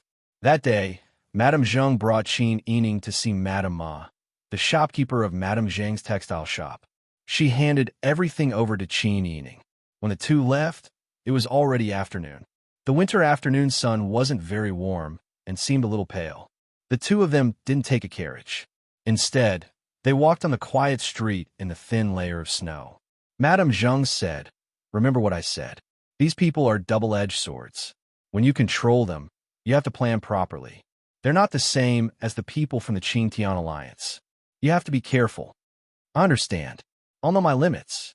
I'll also lend a hand when they need it. There's an entry and an exit. This kind of relationship will last." Madame Zheng smiled with relief and said, "It seems you understand what I mean. Wang Yi has already prepared the carriage for me. I plan to leave tomorrow." Qin Yining was stunned. He said with surprise and reluctance, "Grandmother, why are you in such a hurry to go back? It's not good to stay for a while longer. It'll be better to go back after the snow melts." "We can't wait. After the snow melts, there might be rainy days. Besides, the journey isn't very far. Wang Yi will make careful arrangements. You don't have to worry about your safety on the journey." Qin Yining persuaded Madame Zheng for a long time, but Madame Zheng was unmoved and insisted on going back. Qin Yining could only give up. Pang Xiao arranged for Jinghu Wei to escort Madame Zheng. Qin Yining sent Madame Zheng to the carriage. Although his nose was a little sore, he still had a bright smile on his face. "Grandmother, don't worry. When this matter is over, Wang Yi and I will bring my mother and 2 brothers to see you." "Okay, then I'll wait." Madame Zheng's smile was unprecedentedly relaxed in the past 2 years. She still hadn't forgotten her deceased husband and children. The voices and smiles of those people were already engraved in her mind. She wouldn't forget them for the rest of her life. Even if she reached the end of her life, as long as she had these memories, she would be satisfied. She had already avenged her family and preserved the bloodline of the Sun family. She also tried her best to make up for the guilt she felt towards Qin Yining. Now that Madame Zheng had no more entanglements and worries, she wanted to live for herself for the rest of her life. The coachman and guards were ready. With a crack of the whip, the carriage slowly moved forward. Xiao Shui floated in the air, and a thin white carpet was spread on the ground. Pang Xiao was afraid that Qin Yining would be cold, so he went forward to put his arm around her shoulder and comforted her in a low voice. "Don't be sad. There will be many opportunities to meet in the future. This is only a temporary separation." Qin Yining held back her tears and nodded with a smile. "You're right. If I miss you in the future, I'll just go and see you." Pang Xiao looked at her eyelashes that seemed to be wet from her tears, and his heart had already melted into a puddle of water. At this time, no matter what Qin Yining said, Pang Xiao would agree without a frown. He did not care at all about his occasional lack of principles, because being able to spend time with Qin Yining was his greatest joy. The two returned to the Fu. Just as they got off the carriage, the doorman came to report, "Wang Yi, Wang Fei, someone has just come. He says he is the shopkeeper of Four Pipe Shop and wants to see Wang Yi." Pang Xiao exchanged a look with Qin Yining in shock and said in unison, "He's here." Ever since Pang Xiao heard Madame Zheng's analysis, he knew that the reason he had been able to gain control of the army so quickly was because he had fallen from one pit into another. That four-pipe shop would give face to Lu Zhang, but might not give face to him. Also, the army was facing the time of payment, but other than being in debt, Pang Xiao did not even go out to borrow money. However, while Pang Xiao was worried inside, his expression was calm. He pulled Qin Yining's hand and walked forward. As he walked, he said, "Have that person go to the front hall. Wang Fei and I will be there immediately." "Yes." The servant hurriedly went to give the order. When Qin Yining and Pang Xiao came to the front hall, there was already a brazier with silver charcoal burning in it. The shopkeeper of Four Pipe Shop was sitting in the guest seat. Seeing Pang Xiao come in with Qin Yining, that person hurriedly stood and bowed. "Wang Yi, Wang Fei, this one is surnamed Lu. I am the shopkeeper of Four Pipe Shop. I have come this time to discuss with Wang Yi the matter that the army owes Four Pipe Shop 3 million taels of silver." 3 million taels? Pang Xiao was so angry he laughed. Chapter 702. What did 3 million taels of silver mean? That was a year's worth of food for a troop of 1,500,000 people. But how many people were there in the military? Even though the military number was 100,000, there were less than 100,000 people, including the workers who delivered the food and made the meals. 100,000 people, in less than a year, had used 15 times the amount of silver. Where did it all go? Pang Xiao narrowed his eyes slightly as he sized up shopkeeper Lu of 4 Access Shop. This person was of medium height, over 40 years old. His appearance was upright, and his entire body exuded a scholarly air. He had the temperament of a modest gentleman. He didn't seem like a shopkeeper at all, but more like a teacher. This person had a pair of overly bright and wise eyes. The intelligence between his brows could not be concealed. Pang Xiao admitted that his ability to read people was not bad. He quickly concluded that this person was not a simple shopkeeper. So, why did the owner of 4 Access Shop order this person to come here to press for the debt? Why would 4 Access Shop so easily lend money to the ruffian Lu Zhang and a large amount of 3 million taels of silver? Why would Lu Zhang fall ill so coincidentally? Was it really just a shirk responsibility? Pang Xiao would definitely not believe that there was nothing fishy about this. There must be something fishy about this. The relationship between 4 Access Shop and Lu Zhang needed to be pondered deeply. The purpose of 4 Access Shop also needed to be carefully investigated. Countless thoughts turned in his mind, but on the surface, it only took a breath. Shopkeeper Lu heard Pang Xiao's words clearly and said with a smile, "Sir Lu is wholeheartedly working for the imperial court." Our head shopkeeper was moved by Sir Lu's sincerity and agreed to lend money. 2 times, a total of 3 million taels of silver. I think the lives of the soldiers in the military will improve because of this, and they will be more capable of fighting against foreign enemies. Although our head shopkeeper is a merchant, he still cares about the country and the safety of the people. At this point, shopkeeper Lu's tone changed, and his tone was full of helplessness and bitterness. However, it was easy to borrow money, but difficult to return the money.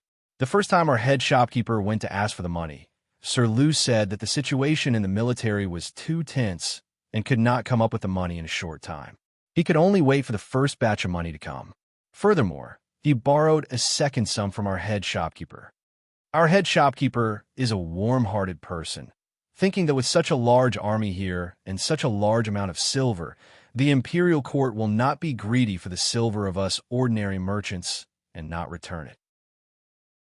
But who would have thought that after the head shopkeeper ordered many people to urge them several times, the army still did not respond, and even seemed to have some intention of shirking the responsibility.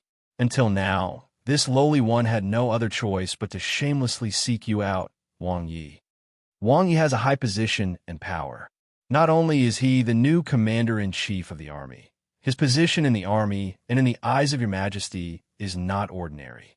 If it was Wang Yi, he would definitely have a way to get the money to repay the debt. Qin Yining and Pang Xiao listened quietly. Shopkeeper Lu was a person who would not leave any loopholes in his words. Moreover, his greatest characteristic was that no matter how urgent the matter was, his voice would not be raised at all. He would still use a kind and amiable tone to discuss things. Qin Yining felt that this person's background was not simple. He was definitely not, as he said, an ordinary head shopkeeper. Therefore, there must be some secret between the 4-way shop and Lu Zhang. This time, they had clearly dug a trap for Pang Xiao to jump into, and Pang Xiao had already fallen into the trap. The matter of returning the money could not be easily agreed to. However, the problem was that Pang Xiao was the commander-in-chief of the army. Pang Xiao was in charge of all matters in the army.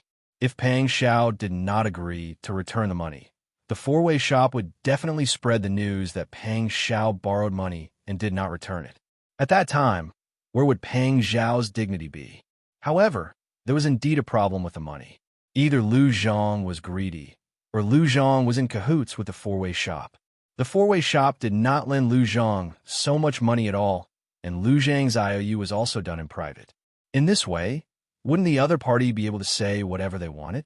Pang Xiao and Qin Yining had the same thoughts. However, in this kind of situation, Qin Yining could not easily interrupt. She looked at Pang Xiao worriedly. She was afraid that Pang Xiao would easily agree to this kind of unreasonable matter because of his responsibility. There was no reason for the other party to dig a trap for them, and they had to suffer because of morals and other reasons. Pang Xiao could already feel Qin Yining's gaze. However, in this kind of situation, it was not suitable for him to talk to Qin Yining. His slender index finger gently tapped on the table. Pang Xiao smiled faintly and said, "Is the person who wrote the IOU this king?" Shopkeeper Lu understood when he heard this. He hurriedly said, "Wang Yi is of course not the person who wrote the IOU. However, Wang Yi is the person in charge here. Sir Lu is your subordinate. Whatever your subordinate does, you have to be responsible for it." Pang Xiao's smile deepened when he heard this. He leaned forward and said, "What you said makes sense." Shopkeeper Lu felt that Pang Xiao's tone was very strange. Although he was happy that Pang Xiao agreed with him and might agree to return the money, he still instinctively felt a bit of danger. He even unconsciously took half a step back. It seems that Wang Yi has decided to take on the responsibility. Pang Xiao smiled and said, "You said that I am the commander of the army and the person in charge of the army. Therefore, I should be responsible for whatever my subordinates do. However, all the land under the heavens belongs to the king. All the land under the heavens belongs to the king. Whether it is you, me, or Sir Lu, we are all your majesty's subordinates. We all work for your majesty. Why don't you go find your majesty to return the money?" Shopkeeper Lu's face immediately turned red. Qin Yining lowered his head. It took a lot of effort for him to control the smile on his lips. He forced himself not to laugh out loud and affect Pang Xiao's work. Shopkeeper Lu became anxious. He said in a low voice, "Wang Yi, you can't say that. Back then, Sir Lu borrowed money from our 4 clear channels. That is absolutely true. Now that Sir Lu is no longer in charge, the money borrowed from 4 clear channels can only be repaid by you, the Grand Marshal. If you insist on implicating His Majesty, wouldn't that be suspected of shirking responsibility? So you can see that this king is shirking responsibility." Pang Xiao stood up and walked in front of Shopkeeper Lu with his hands behind his back. Shopkeeper Lu was of average height, but Pang Xiao was tall and muscular. Pang Xiao even had to take 2 steps back and bend slightly to see Shopkeeper Lu's expression. Shopkeeper Lu said anxiously, "You can't do this. Back then, it was for the sake of the dynasty and the safety of the people that we took out such a large sum of money to lend to you to solve your urgent needs. But now that the crisis has been resolved, you want to go back on your words? Is this what a gentleman should do? If the people know about this, how will you be able to stand firm as the Grand Marshal?" "What a joke!" Pang Xiao sneered. "It is right and proper to repay debts. But that was only if the person who owed the money had to pay back the money. Did I write your IOU for someone else?" And no, Shopkeeper Lu couldn't help but take 2 steps back. He even stuttered because of Pang Xiao's intimidating aura. No matter where you go, the person who wrote the IOU will be the one to ask for the money back. But according to your thoughts just now, won't you have to go to the capital to meet the emperor? When the time comes, you can say, your subjects owe you money and refuse to pay. As the ruler of the country, all the people are your subjects. Naturally, you have to think of a way to repay the money. If you say that, do you think you will still be alive?" Shopkeeper Lu's brows furrowed together. "Wang Yi, please be careful with your words." Pang Xiao dared to talk about your majesty, but Shopkeeper Lu didn't have Pang Xiao's courage and confidence. Pang Xiao said, "Lu Zhang wrote the IOU. If you want to collect the money, you can go ask Lu Zhang. Your reasoning won't work." Shopkeeper Lu was rendered speechless. He rolled his eyes and covered his face with his sleeves as he began to sob. "What should we do? Our 4-link shop was willing to lend the money for the sake of the court. But now, the court has let us down. 3 million taels of silver is not a small amount. If we can't get it back, won't we suffer a great loss? Could it be that the imperial court is supposed to make all sorts of excuses like this? You, the newly appointed Grand Marshal, don't even care about what your subordinates do. What should we do?" Shopkeeper Lu's voice was mournful and pitiful. Even so, his scholarly appearance didn't cause anyone to feel annoyed. Pang Xiao and Qin Yining looked at each other. Qin Yining lowered his eyes and pondered for a moment. He already had an idea. Don't cry. A gentle female voice interrupted shopkeeper Lu's words. Shopkeeper Lu looked in the direction of the voice and saw Prince Zhongshuan's consort, who had been sitting to the side without speaking. It was said that this consort was very favored and respected by Prince Zhongshuan. Today, Prince Zhongshuan had come with Princess Consort to receive guests. It was clear that this woman was different from ordinary women of the inner residence. She could speak in front of Wang Yi. Shopkeeper Lu's heart skipped a beat. He turned and bowed to Qin Yining. Princess Consort, please don't blame me. This lowly one really doesn't have any other choice. This large sum of money can't be recovered no matter how long it takes. When I want to find Official Lu pushed it to Wang Yi.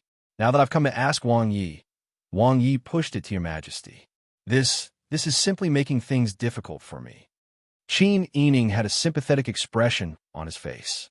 He said with righteous indignation, I know your difficulties. Don't worry, we will investigate this matter. If it is true, we will definitely give you an explanation. Shopkeeper Lu froze when he heard this. Are you speaking the truth? He couldn't help but look at Pang Zhao's expression. Pang Zhao was clearly unhappy. But in front of him, he didn't immediately refute Princess Consort. It was clear that he loved Princess Consort very much. Shopkeeper Lu sighed. Even heroes have a weakness for the charms of a beauty.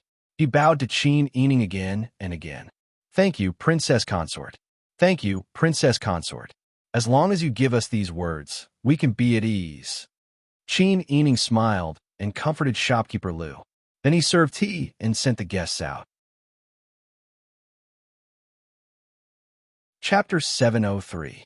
Pang Zhao's face was still a little tense, but when he faced Qin Yining, his expression involuntarily relaxed. He first sighed and admitted, I was really angry. That's why I acted so impulsively. Qin Yining sighed in understanding. No matter who it was humiliating to find out that they had fallen into someone's trap after solving a problem in the field they were best at, and that someone had done it on purpose. Qin Yining stood behind him. She went around the back of the chair and wrapped her arms around his neck. She pressed her face against the side of his face. Understand. This time, it's obvious that you were tricked by someone. It's very likely that these people had already set up a trap before they found out that we were about to arrive at the old capital.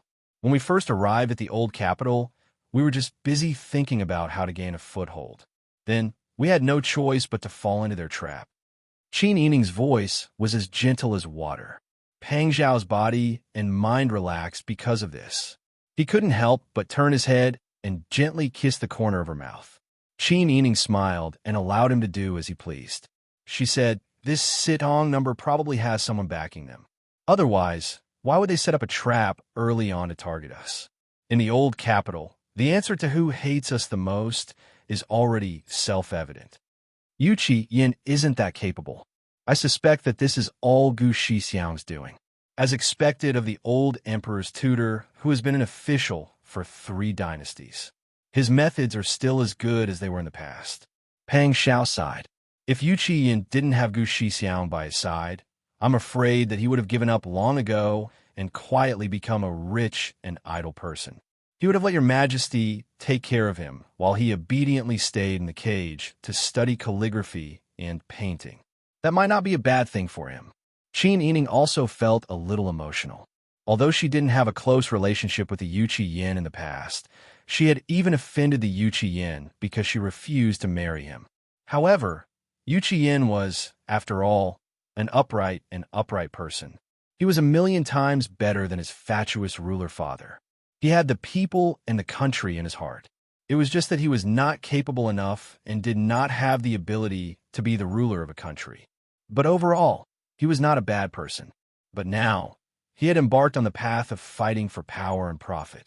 As early as when he was persuaded by Gu Shixiang to abandon his wife and concubines to search for the treasure, he was no longer the pitiful monarch of a fallen country who cared about the people and failed purely because he was powerless.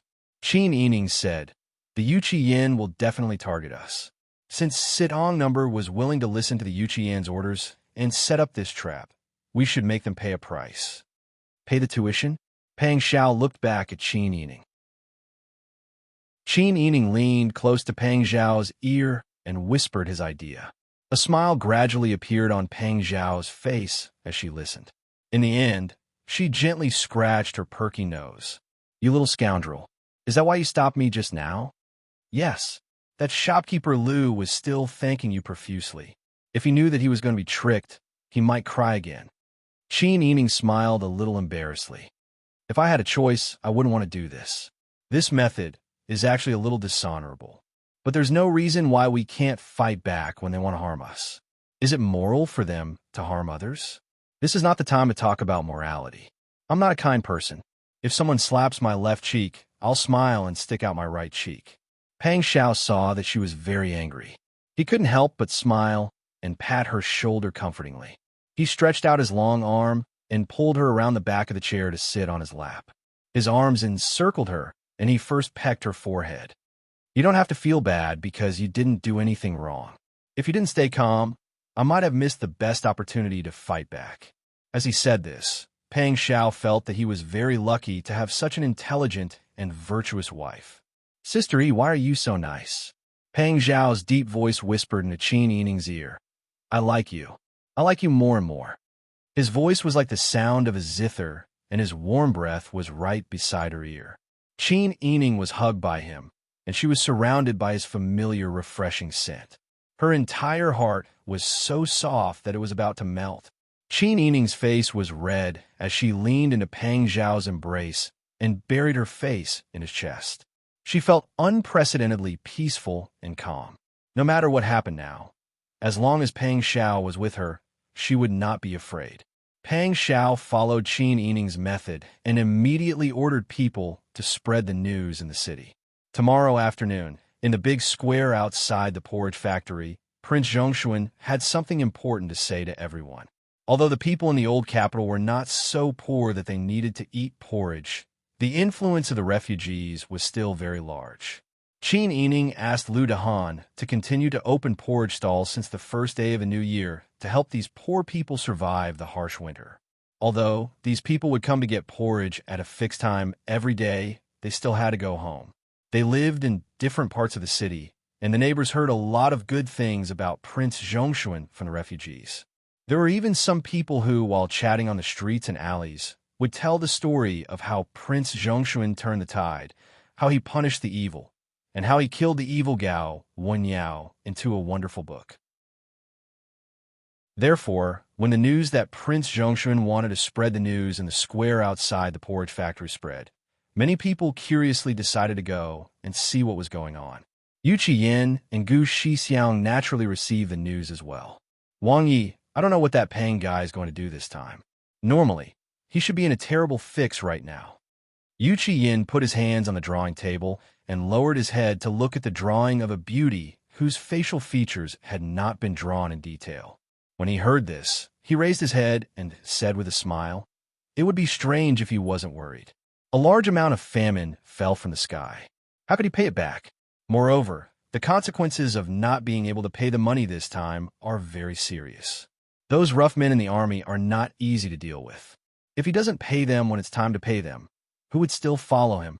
It's possible that he will send out the army." Gu Shixiang also smiled when he heard this. "This time, we finally won back some ground. We can't let that Pang guy continue to be so proud." Yu Qiyin carefully flattened the drawing paper with a redwood paperweight and said with a smile, "Tomorrow, I'll go and see what kind of trouble that Pang guy is going to cause." Yu Qiyin didn't believe that Pang Xiao had the ability to solve such a big crisis.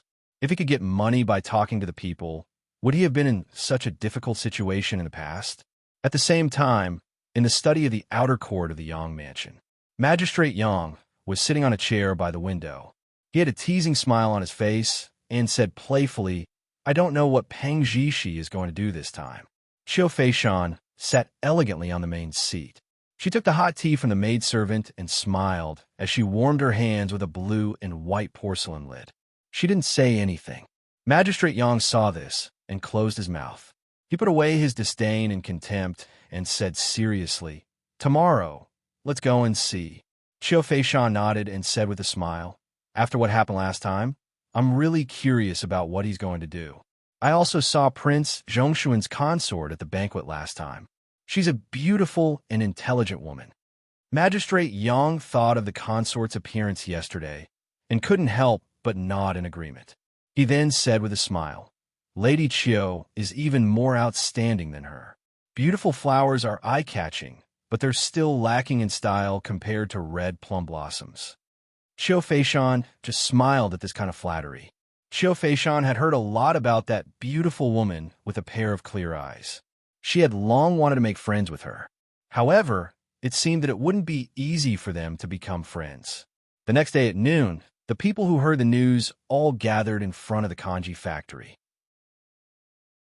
Magistrate Yang, Yu Qiyin, and the local gentry had already booked a private room on the second floor of a nearby tea house. They were waiting to see what Prince Zhongshuan was going to do with their own eyes. Qin Yining didn't go to the private room.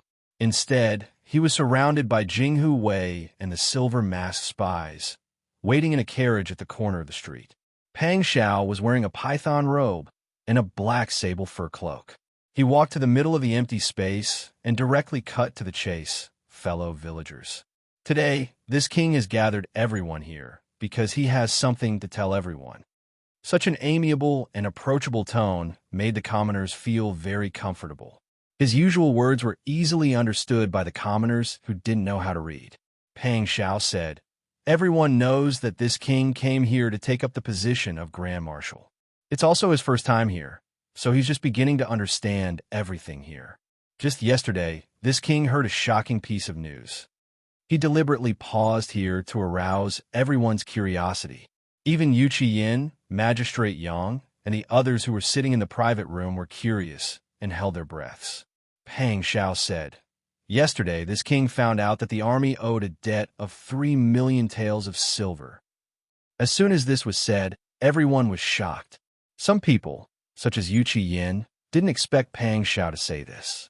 There were also people, such as Magistrate Yang, who observed Pang Xiao's expression with interest after the shock. The people were even more shocked. What did 3 million taels of silver mean?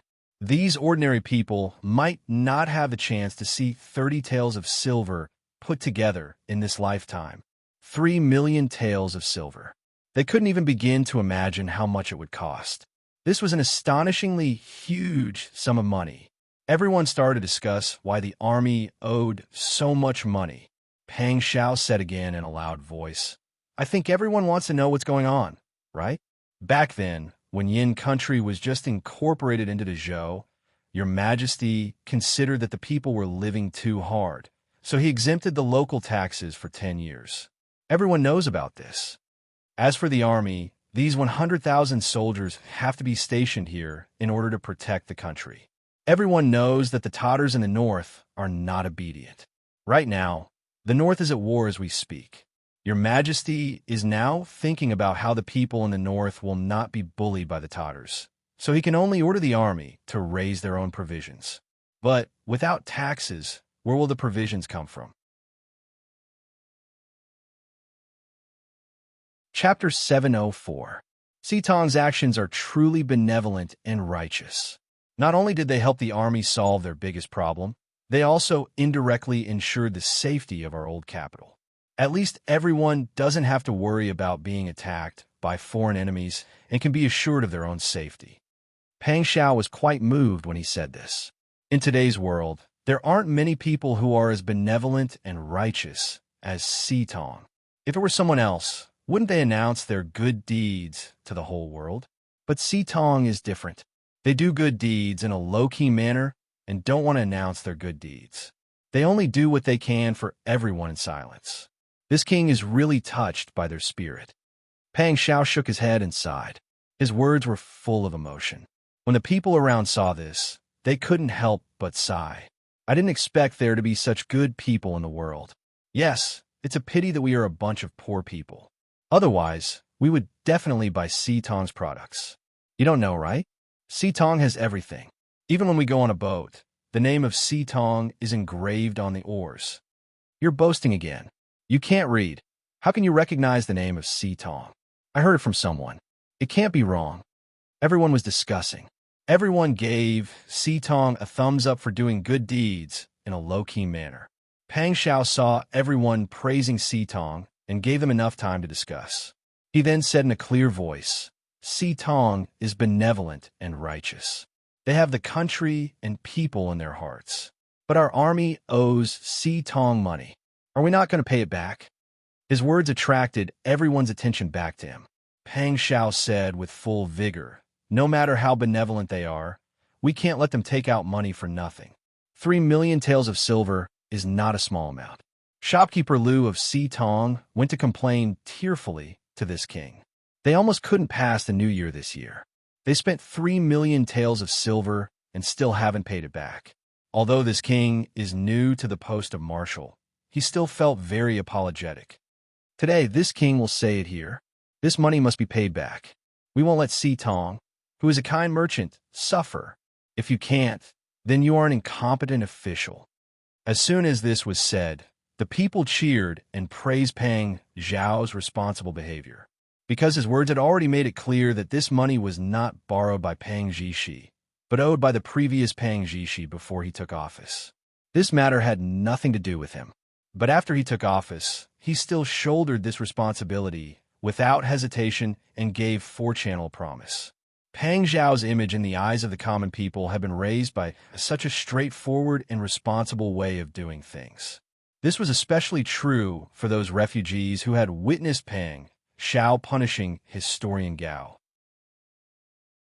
At this moment, the name of God of War Wang Yi was deeply ingrained in their hearts. The people cheered and praised Pang Xiao's actions. The passers-by in the private rooms were all shocked, as if they had been struck by lightning. Yu Qiyin clenched his fists tightly. His face was flushed with shock and anger. Who would have thought that Pang Xiao would act so unconventionally? Would a normal person know that there was a trap in front of them and still step into it without hesitation?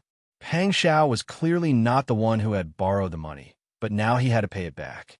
Moreover, 3 million taels of silver was not a small sum of 3 or 2 copper coins.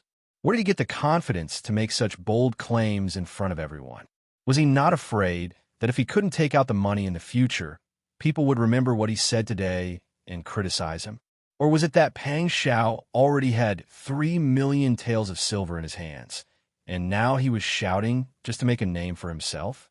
However, even if he had the money, was 3 million taels of silver something that he could casually take out to fill a hole for others? Yu Qiyin didn't understand Pang Xiao's actions. He really didn't understand. Yu Qiyin couldn't help but curse out in a low voice, "You're really sick." Hearing this, Gu Shixiang looked at Yu Qiyin and shook his head. He couldn't help but sigh in his heart. If Yu Qiyin had half of Pang Xiao's skill and political brain, he wouldn't have to worry about these court affairs at such an old age. Wang Yi, this is precisely where Prince Zhongshuan's brilliance lies. Gu Shixiang sighed and said, if he completely ignores the matter, isn't he afraid that the 4-way signal will spread the news that the army general owes money and doesn't pay it back? Yu Qiyin was speechless. Thinking carefully, this was indeed the case. Even if he lost a bit, it was worth it for someone like Pang Xiao if he didn't have to bear the infamy. However, to be able to take out 3 million taels of silver in one go was enough to prove Pang Xiao's financial resources and courage. Gu Shixiang saw the change in Yu Qiyin's expression and knew that he must have misunderstood. He said helplessly, Wang Yi, don't tell me you think that Pang Zhishi will pay the debt out of his own pocket? Isn't that the case? Yu Qiyin asked in surprise and confusion. Gu Shixiang had the urge to facepalm. Even his voice became a bit weak. He must have thought of other ways to get money in advance. Either he can get this huge sum of money, or he has a way to make the 4-way signal unable to ask for money. In short, Pang Zhishi definitely won't take out such a sum of money to cover the hole. He is the army general. If he falls into a trap this time and has no choice but to pay out of his own pocket, then in the future, if he encounters such a situation again, there will be people who will make him suffer. After a long time, won't no amount of money be enough? 1-inch people are selfish. Maybe when he is not willing to pay, people will say that he is not willing to contribute to the country, and Li Qiqian will complain about him. Gu Shixiang's voice was very gentle when he said this. He was already using his greatest patience. He was already at this age. If he couldn't teach Yu Yin well before he died, his final dream in this life would not be considered complete. However, Yu Yin didn't understand.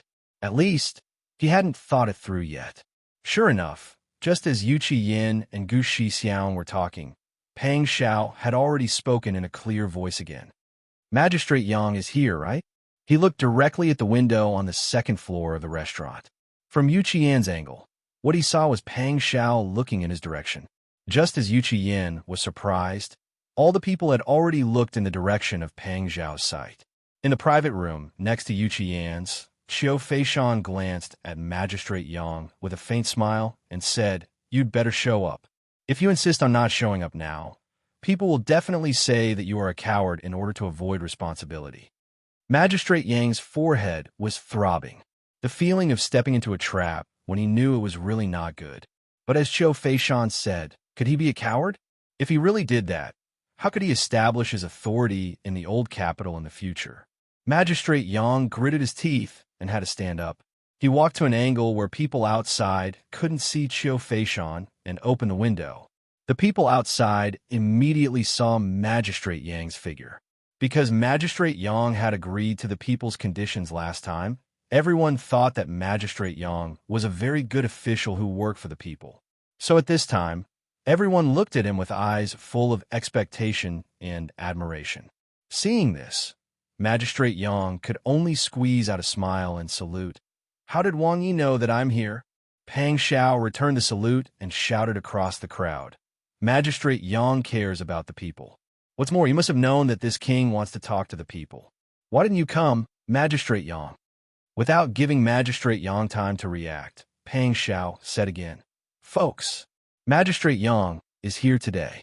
This king will give an explanation in front of everyone." He looked directly at Magistrate Yang and ordered, "Magistrate Yang, this king gives you 3 months to return the 3 million taels of silver to sit on. If you can't return it, you don't have to be a magistrate anymore." Magistrate Yang was so angry that he almost fell down. At first, when he heard Pang Xiao's words, he thought that Pang Xiao wanted to pay the money himself. He was just waiting to see how Pang Xiao would cover up this lie. Who would have thought that this shameless guy actually asked him to pay the money? Magistrate Yang almost scolded him on the spot. But downstairs, many pairs of eyes were looking at him expectantly. Magistrate Yang was now tied to the high platform of morality. As long as he still wanted to maintain his reputation and continue to be an official here, he couldn't shake his head now, because the army had always been a sharp weapon for war. It wasn't something that could be produced. Your Majesty ordered the army to raise their own salaries and pay. He wanted the local government to pay for it. This was reasonable and legal, a matter of course. But there was no tax in the old capital. Wang Yi, Magistrate Yang, opened his mouth. His throat was very dry. But in the next moment, Pang Xiao's actions made Magistrate Yang so angry that his nose was crooked. Pang Xiao actually cupped his hands to the people and left with his men. This guy threw such a big black pot to him and then patted his butt and left. Magistrate Yang gritted his teeth. For a moment, he couldn't understand how there could be such a shameless person in the world. How could he call himself a hero? He didn't even give him a chance to decline. Magistrate Yang cupped his hands to the people who were full of admiration and forced himself to show a gentle smile to appease them. Qin Yining watched the whole thing from the horse carriage. On the way back to the mansion, the smile on the corner of her mouth didn't fade.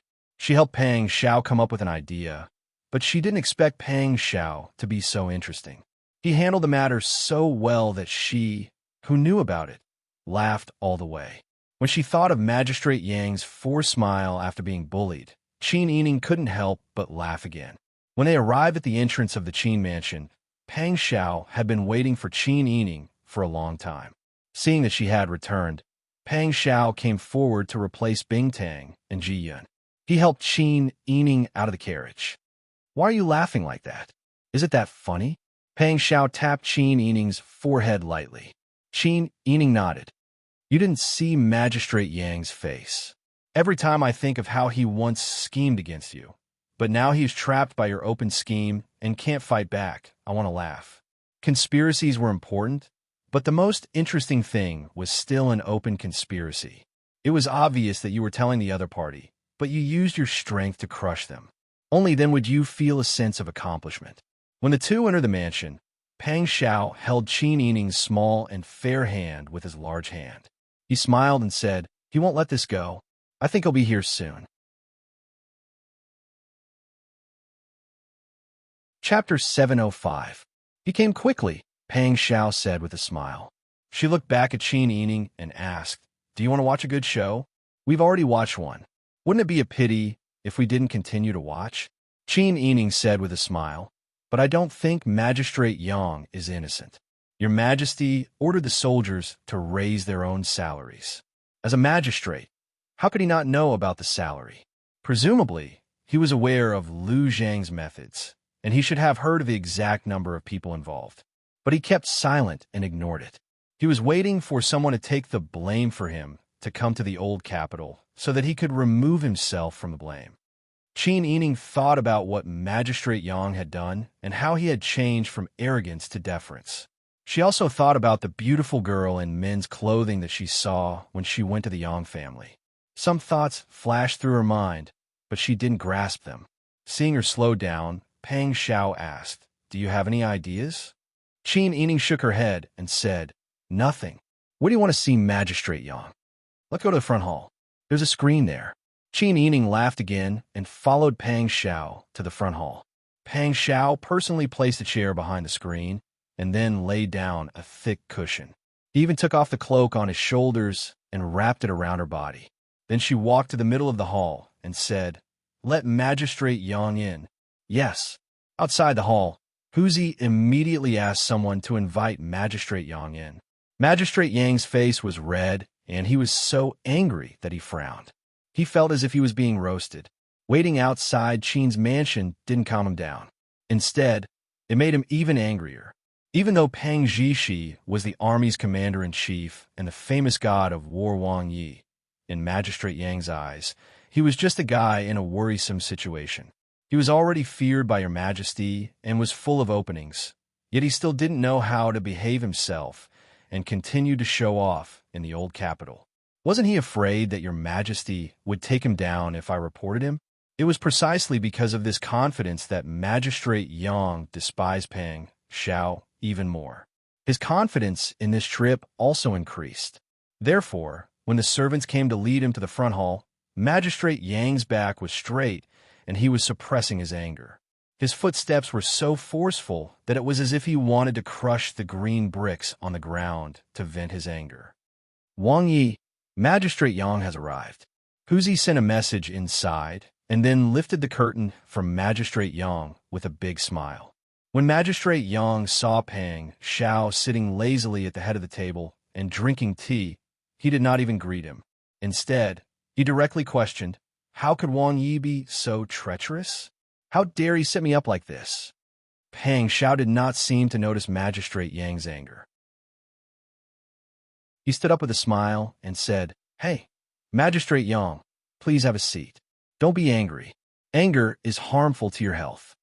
Qin Yining, who was behind the screen, looked out through the gaps of the carved flowers and saw Magistrate Yang's face turn even redder. It made people wonder if he would faint in the blink of an eye. Magistrate Yang was furious. He suppressed his anger and sat down in the guest seat. When he saw the servants serving tea, he took a sip. Unexpectedly, the tea in his mouth was boiling hot. It was so painful that he spat the tea back into the teacup. He wanted to fan his tongue to cool it down, but he had to put on airs because of his status. He could only keep a straight face and endure it. Pang Xiao did not seem to notice Magistrate Yang's embarrassment. He hurriedly asked with concern, "Is the tea too hot? How can these idiots do their jobs?" Pang Xiao reprimanded the servants outside. The servants hurriedly knelt down and begged for forgiveness. Magistrate Yang was not in the mood to pay attention to this. He waved his hand and said, "It's okay." Then he said, "I don't know Wang Yi and have never offended each other. Why does Wang Yi want to frame me like this today?" "What frame?" Pang Xiao was shocked and said, "Is there a misunderstanding, Magistrate Yang?" When has this king ever framed you? Then what does Wang Yi mean? Today, you actually threw such a difficult problem at me in front of so many people. Isn't that framing me? Pang Xiao said helplessly. Magistrate Yang, are you mistaken? Shouldn't you be responsible for the preparation of the army's salary? His words made Magistrate Yang speechless.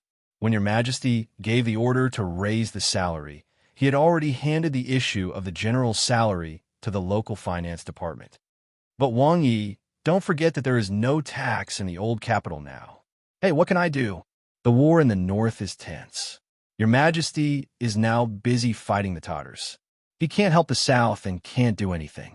Since we are here to watch and receive the salary of the king, shouldn't we share the king's burden? You, Magistrate Yang said angrily. Wang Yi, don't talk nonsense. You know that I'm not talking about this. Wang Yi is now the Grand Marshal. You are now in charge of the entire army. Do you still want me to prepare the salary? What's more, the army previously owed a huge sum of 3 million taels of silver. I didn't borrow the money. Why should I pay it back now? If you're not framing me, then what is? Hey, so Magistrate Yang also thinks that this is a scam. Pang Xiao spread his hands and said helplessly, so this is how Sitong number is used to frame this king. Magistrate Yang was so angry that his face turned purple. His lips trembled and he couldn't say anything for a long time. So you were framed. So you came to frame me? Pang Xiao shook his head and sighed. He said that he was helpless and even leaned over to help him. Don't be angry, Magistrate Yang. Today, in front of the people, you've already taken responsibility for this. Even if you don't think about the soldiers, you have to think about your own reputation. You have already agreed to pay back the 3 million taels of silver. If you quit now, who knows what the people outside will say about you? When did I agree? You were the one who forced me to do so. Pang Xiao pretended to be deep in thought. Then he smiled and said, why don't you go and look for the manager of Sitong number? Magistrate Yang should be familiar with the manager of Sitong number, right? As soon as he said this, Qin Yining leaned forward from behind the screen and carefully looked at Magistrate Yang's expression. Magistrate Yang seemed to be shocked. In the blink of an eye, he came back to his senses and said, why do you say this? Pang Xiao smiled and said, don't be nervous, Magistrate Yang. This king is just speculating. You are a magistrate. You should know how many merchants there are and what they do, right? If you really don't know, then isn't it a dereliction of duty? I believe that with Magistrate Yang's loyalty to your majesty, you will never allow this kind of thing to happen. Moreover, with Magistrate Yang's talent, he will not commit such a dereliction of duty. Then Magistrate Yang must know everything about Sitong number. That's why he acquiesced the soldiers to borrow money from Sitong number. This king is new here and is not familiar with the people of Sitong number. But you are different. Why don't you make an exception for Sitong number and pay back the money a few years later when the government is stable and the treasury is abundant? Magistrate Yang's hands were trembling with anger. What a good Prince Zhongshuan. He was actually waiting for him here. Magistrate Yang couldn't calm down for a moment. He was a little worried, but he suppressed his worries. He was even more disgusted and angry with Pang Xiao. He gritted his teeth and said, how can I know the people of Sitong number? Wang Yi, don't take it for granted. You don't know? This king doesn't think so. Pang Xiao shook his head regretfully. Then this king has no other choice. We still have to rely on Magistrate Yang to pay back the money. This king can rest assured with your help. Magistrate Yang suddenly stood up and stared at Pang Xiao angrily. If it's not me who owes the money, why should I pay it back? Pang Xiao also lost the patience to tease child. He slowly stood up and said lazily, this king also wants to ask, if it's not this king who owes the money, why should this king pay it back? Magistrate Yang, why don't you go back and help this king ask the shopkeeper of Sitong number? Magistrate Yang's heart skipped a beat, but he didn't show any expression on his face. He just said angrily, if I have to be treated like this as a magistrate, then I don't want to be a magistrate anymore. He was a local magistrate. His appointment wasn't decided by a little prince. If he insisted on not doing it, Pang Xiao couldn't do anything to him. If the news spread, he wouldn't be able to explain it to your majesty. Therefore, Magistrate Yang was very confident in his move. He was waiting to see how Pang Xiao would yield. At that time, he would throw the pressure of 3 million taels of silver back to Pang Xiao. He wanted to see how the legendary god of war, Wang Yi, could pay back the debt. However, what Magistrate Yang didn't expect was that Pang Xiao agreed without hesitation. Well, since Magistrate Yang feels that it's so difficult to do your job, this king won't force you. Magistrate Yang, why don't you hand over your official seal? This king will find a way to explain it to you clearly. Magistrate Yang was stunned on the spot. Don't want to be a magistrate anymore? He had worked hard for so many years and finally made a name for himself. He had become a magistrate and accumulated a network of contacts. Was he going to give up the power he had worked so hard to obtain because of such a small matter? Not to mention the power, the people behind him alone wouldn't forgive him for what he did. Pang Xiao walked to Magistrate Yang with a smile and said, "Isn't Magistrate Yang too surprised? Do you want this king to send someone to get your official seal? Then we won't have to trouble your family." Magistrate Yang's eyelids twitched. After a long while, he squeezed out a sentence, "No need." Pang Xiao couldn't help but laugh as he listened to his stone-like voice. That's right. This king knows that Magistrate Yang is a good official who can take responsibility. No matter who owes the debt, as long as it comes to Magistrate Yang, he can think of a solution on the spot. Since Magistrate Yang doesn't want to hand over your official seal and wants to continue to be a magistrate, isn't it reasonable for Magistrate Yang to do some things to share your majesty's burden? Magistrate Yang gritted his teeth and said, "Of course." "Good, straightforward." Pang Xiao clapped his hands and said with a smile, "In that case, Magistrate Yang, please be careful and pay back the large sum of money as soon as possible. This king will wait for your good news in the mansion." "Good news?" Magistrate Yang curled his lips. Pang Xiao simply said goodbye and strode away without looking back. Pang Xiao didn't forget to sigh at this time. Magistrate Yang is really devoted to the people. Now you have to shoulder such a difficult burden by yourself. You're in such a hurry to go back and think of a solution. What a rare good official. Magistrate Yang, who was about to walk out of the door, staggered. It took all his willpower not to quarrel with Pang Xiao again. Chapter 706. Pang Xiao couldn't help but use his slender fingers to gently scratch Qin Yining's nose. "How am I being thick-skinned? I'm just giving him a taste of his own medicine."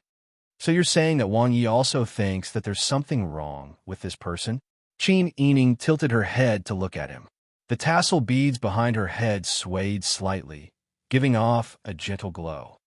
"You think so too?" Qin Yining nodded and stood on her tiptoes to drape a cloak over Pang Xiao. "Even if he's not the instigator, this matter is definitely related to him. When you were probing him just now, I saw very clearly that his relationship with Sidong number is definitely not simple. Moreover, Qin Yining's fair hands tugged at the collar of the cloak on both sides. She slowly lowered her tiptoes and muttered, "I keep feeling that there's something wrong with that Miss Chiu." Magistrate Yang's attitude towards Miss Chiu doesn't seem like he's treating her as a nephew, but as an equal. Pang Xiao lowered his eyes to look at her. From top to bottom, he could see her long eyelashes fluttering like butterfly wings, casting a small fan-like shadow on her fair face. Her hands were clutching his collar. Because she was deep in thought, she didn't notice that they were standing like this, as if she was nestled in his arms. Pang Xiao sighed in satisfaction and slowly leaned over to embrace her in his arms. His arms circled her soft and slender body, and his breath was filled with the faint fragrance of her body. Qin Yining was stunned at first. Then she smiled and rubbed against his arms like a coquettish kitten. "What's wrong, Dai Fu?" She used a joking tone to call him by his nickname. That kind of soft and itchy feeling simply reached his heart. Pang Xiao's voice was low and hoarse, as if the lowest sound of a zither was vibrating. "That's great. It's great that you're by my side." Qin Yining's eyes turned into crescents as he smiled and buried his face in his chest. She was immersed in her unique aura, and her muffled voice sounded, "I'm also very happy to be able to stay by your side. It's a pity that you won't be staying at home for long. In a few days, you'll have to return to the military camp." Pang Xiao sighed and said nothing. If he could, he wished that he could never be separated from Qin Yining and his two children. However, the current situation did not allow it. It's all right, it'll be fine soon. After everything is settled, we will have plenty of time to spend together. When we're both old, we still have to stick together. At that time, you might get tired of looking at my old face. That won't happen. People say that men are like flowers when they're 41, while women are like tofu dregs when they're 40. Well, I'm too old to look at. You'll have to look for a young and beautiful one. Silly girl, how old would I be if I waited for you to be 40?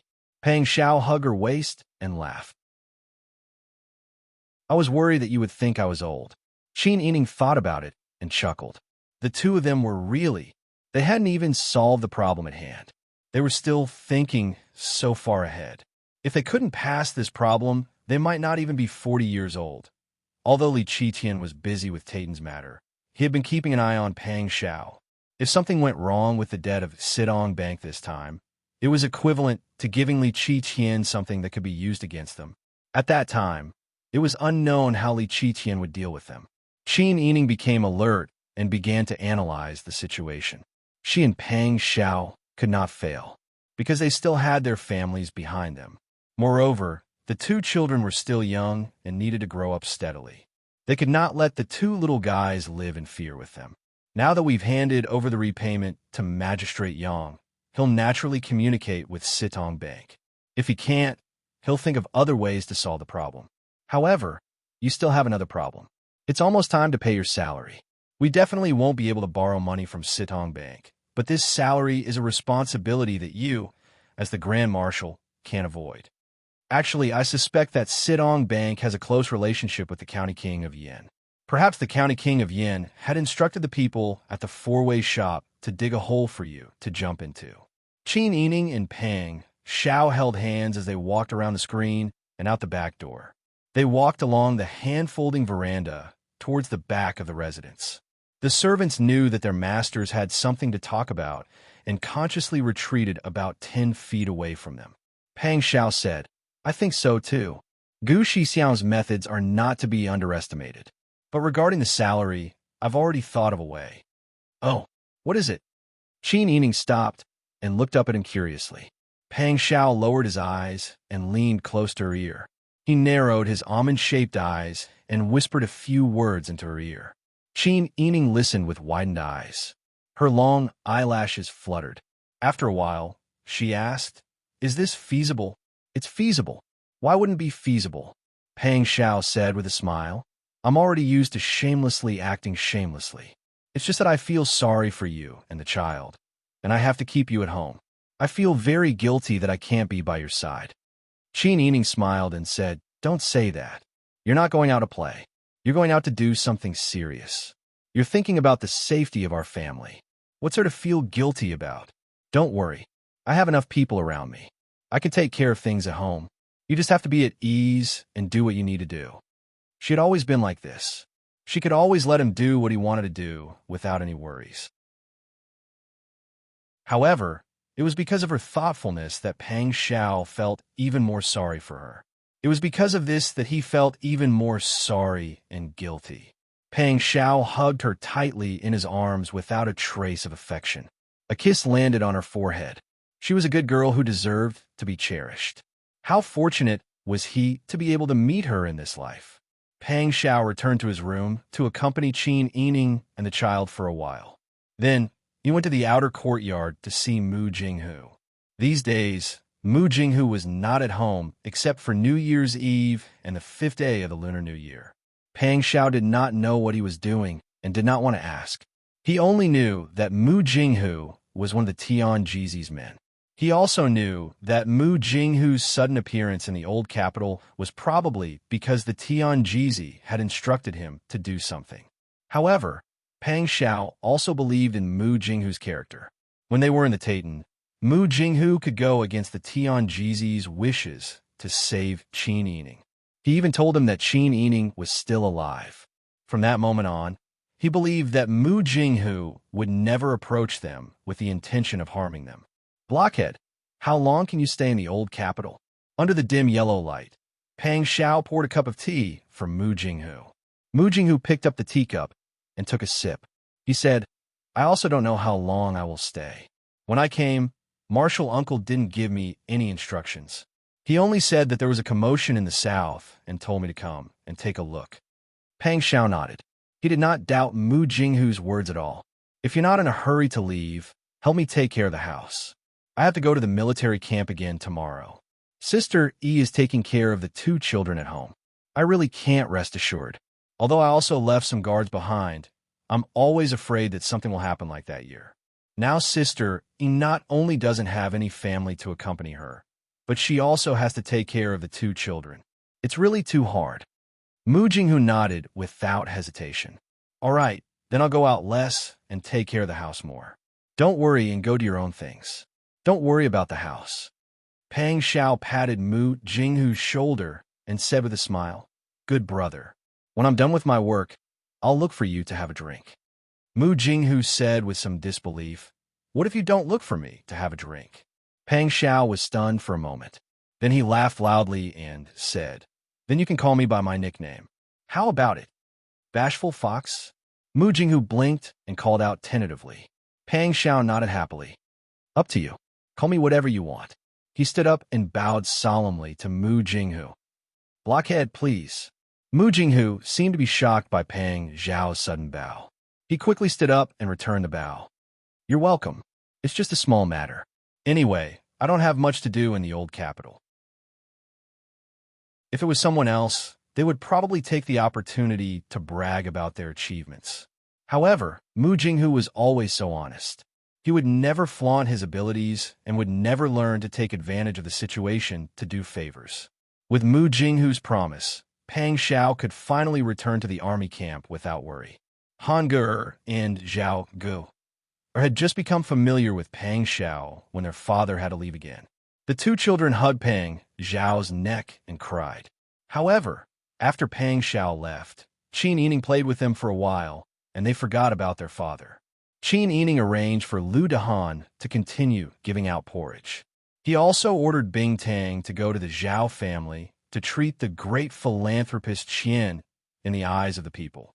When Bing Tang returned, he said with a smile, Wang Fei, don't worry. Leader Zhao's injuries are all superficial. He has practiced internal martial arts, and his body is very good. After some treatment, he will recover in a few days. Qin Yining heard this and gave a big sigh of relief. It was good that Zhao Wanjin was safe and sound. Otherwise, she would not be at ease. Qin Yining started to take care of her local business. When she first came to the old capital, the shopkeeper she left behind put on airs and refused to see her. Until now, she still had not seen him.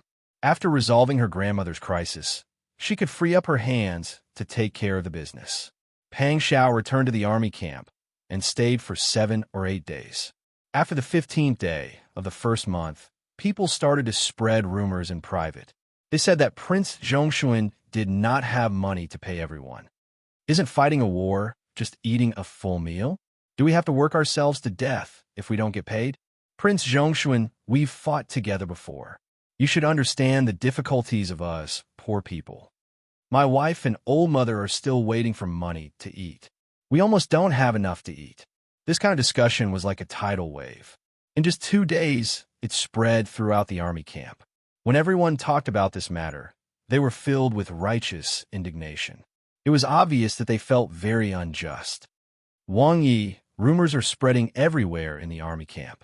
I'm afraid the situation is not good, Xiaoyu said worriedly. I'm afraid that things will develop to a certain extent, and we won't be able to control the situation. Su Weiji also said, although Wang Yi has a plan, this old man still feels that this method is a bit risky.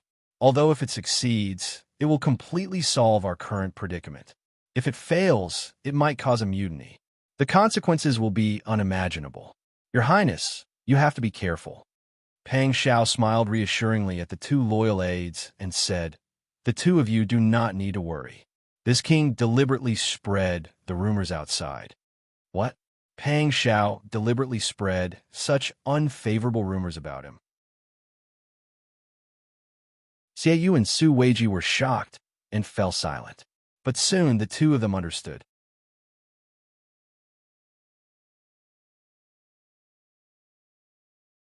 Chapter 707.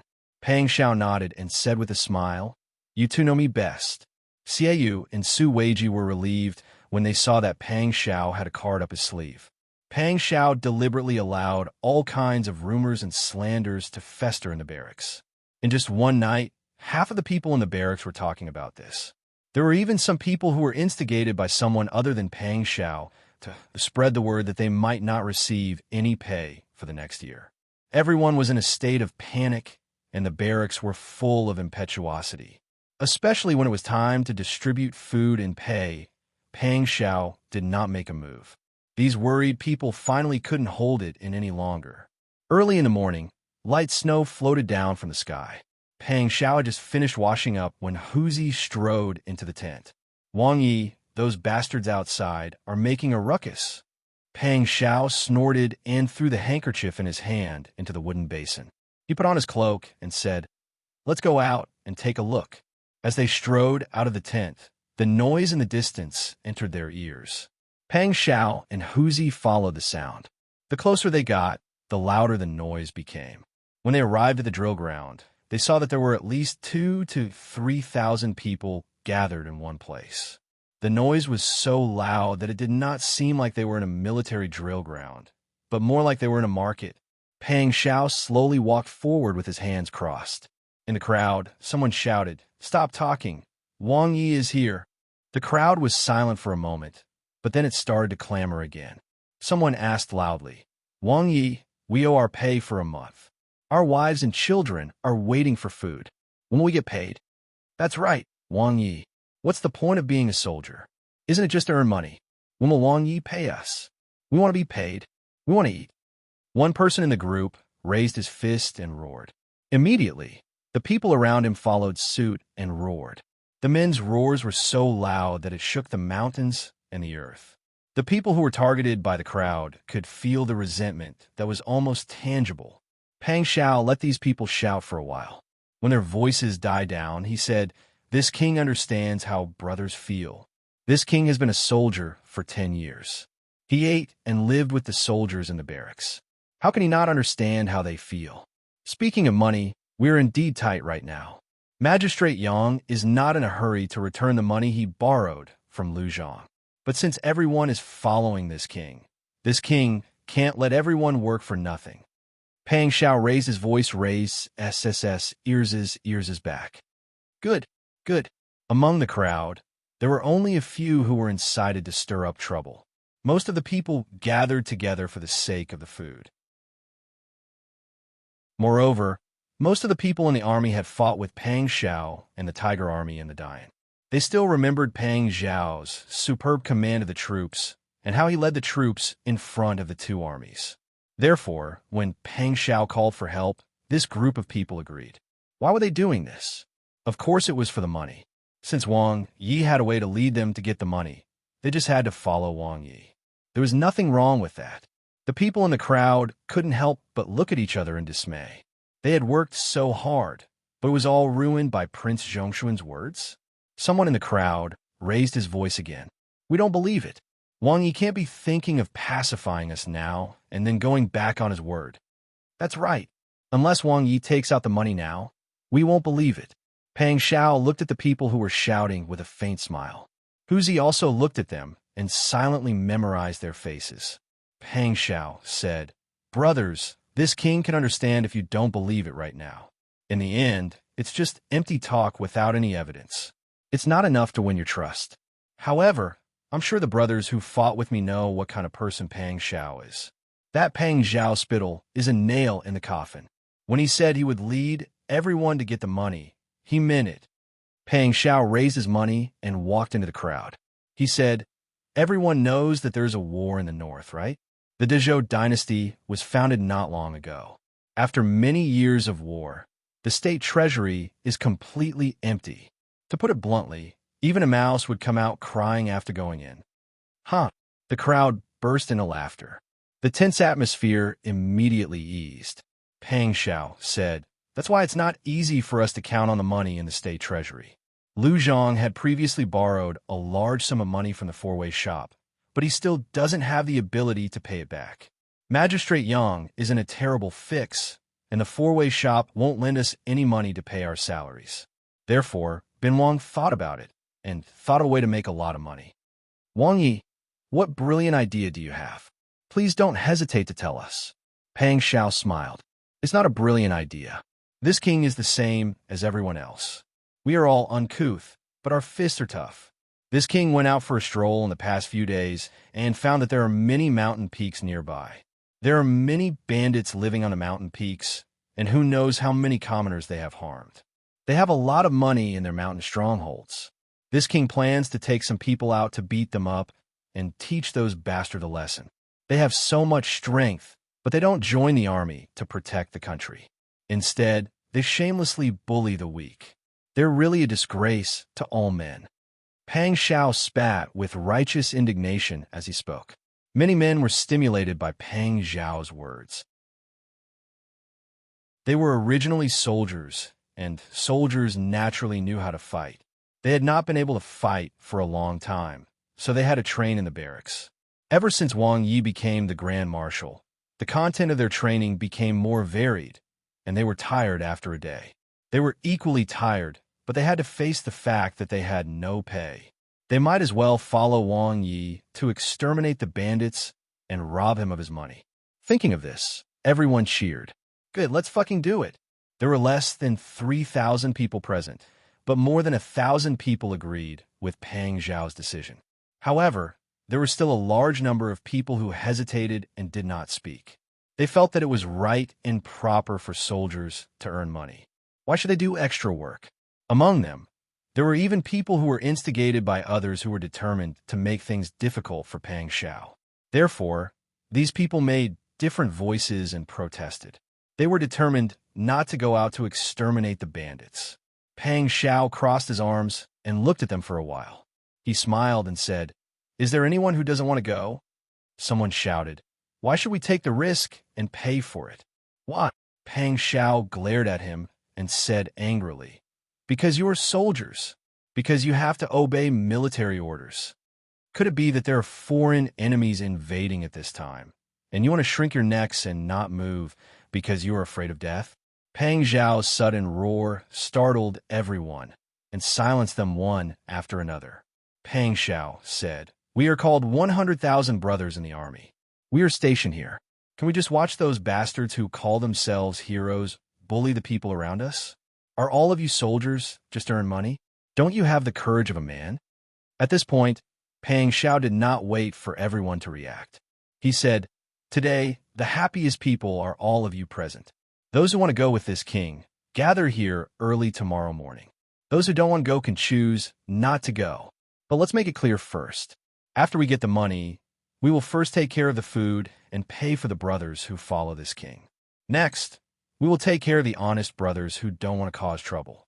Last, we will take care of you who jump high and look for trouble, but shrink your necks and hide when you encounter difficulties. Whether there are any leftovers will depend on your own luck." Pang Xiao waved his hand and said, "Disperse. Go back and think about it yourselves." Pang Xiao strode towards the tent. Huzi immediately followed and whispered, "Master, will they all refuse to go with you?" Pang Xiao smiled and said, "They won't. Men die for wealth, and birds die for food. At least half of these troublemakers will go with us." Then he joked, "If too many people go, there won't be enough to share the loot." Huzi thought about it, and it seemed to make sense. He also laughed. The next day, as Pang Xiao expected, there were about 1,000 people gathered on the drill ground. Pang Xiao smiled and said, "Good. This king has already made the list of troublemakers yesterday. There are a total of 2,633 people. But today, there are more than 1,000 people who have withdrawn. Forget it. This king knows who is going and who is not going. Anyway, we have more than 1,000 brothers. We have enough people." As he spoke, he gave the order to set out. Just as Pang Xiao led the crowd to set out, the soldiers who made a ruckus yesterday but did not want to go with him today became nervous. They knew about Pang Xiao's bad temper.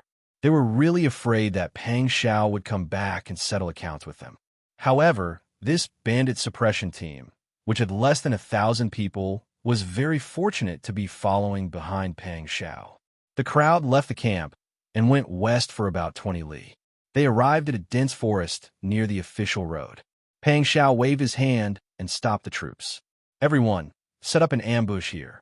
With Pang Xiao's order, nearly 1,000 people set up an ambush in the forest on both sides of the road in an orderly manner. The weather was clear today, and there was no rain or snow, so it was easy for everyone to set up an ambush. However, this wait lasted for 2 hours. At this time, some people began to become impatient. They said they were going to suppress bandits, but they did not take them to attack any mountain stronghold. Why were they setting up an ambush on the side of the road? Everyone cursed silently, but no one dared to ask Pang Xiao face to face. They all knew how powerful Prince Zhongshuan was. Who dared to touch his reverse scale? Pang Xiao was not worried at all. He held a straw stick in his mouth and carefully observed the movements on the official road. Not long after, Huzi ran over and whispered a few words in his ear. Pang Xiao threw away the straw stick and ordered the people around him. The bandits will pretend to be merchants. They will be transporting treasures back to the mountain stronghold. Tell everyone to pay attention. Only take the goods and do not kill people. All the bandits must be captured alive.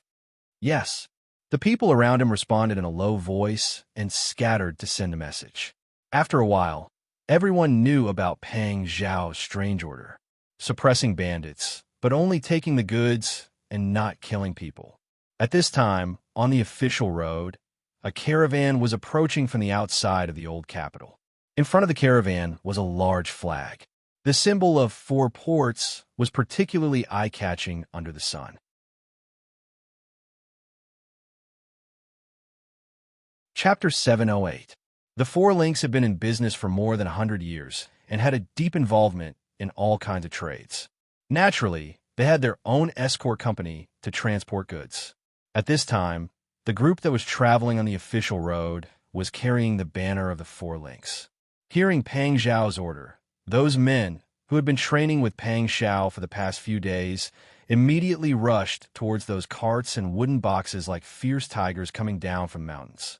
While howling, they rushed towards those carts and wooden boxes one after another. The escorts of the 4 links had been through hundreds of battles. Unfortunately, they did not encounter ordinary brothers, but a group of rough men who only obeyed military orders. These men who were so excited by the sight of the treasure chest that their blood was boiling could only see the carriages and chests. How could they care about anything else? Before the escorts of the 4 links could even open their mouths to say anything, the soldiers had already arrived in front of them. They used their strength to crush the group of escorts to the point that they could not fight back.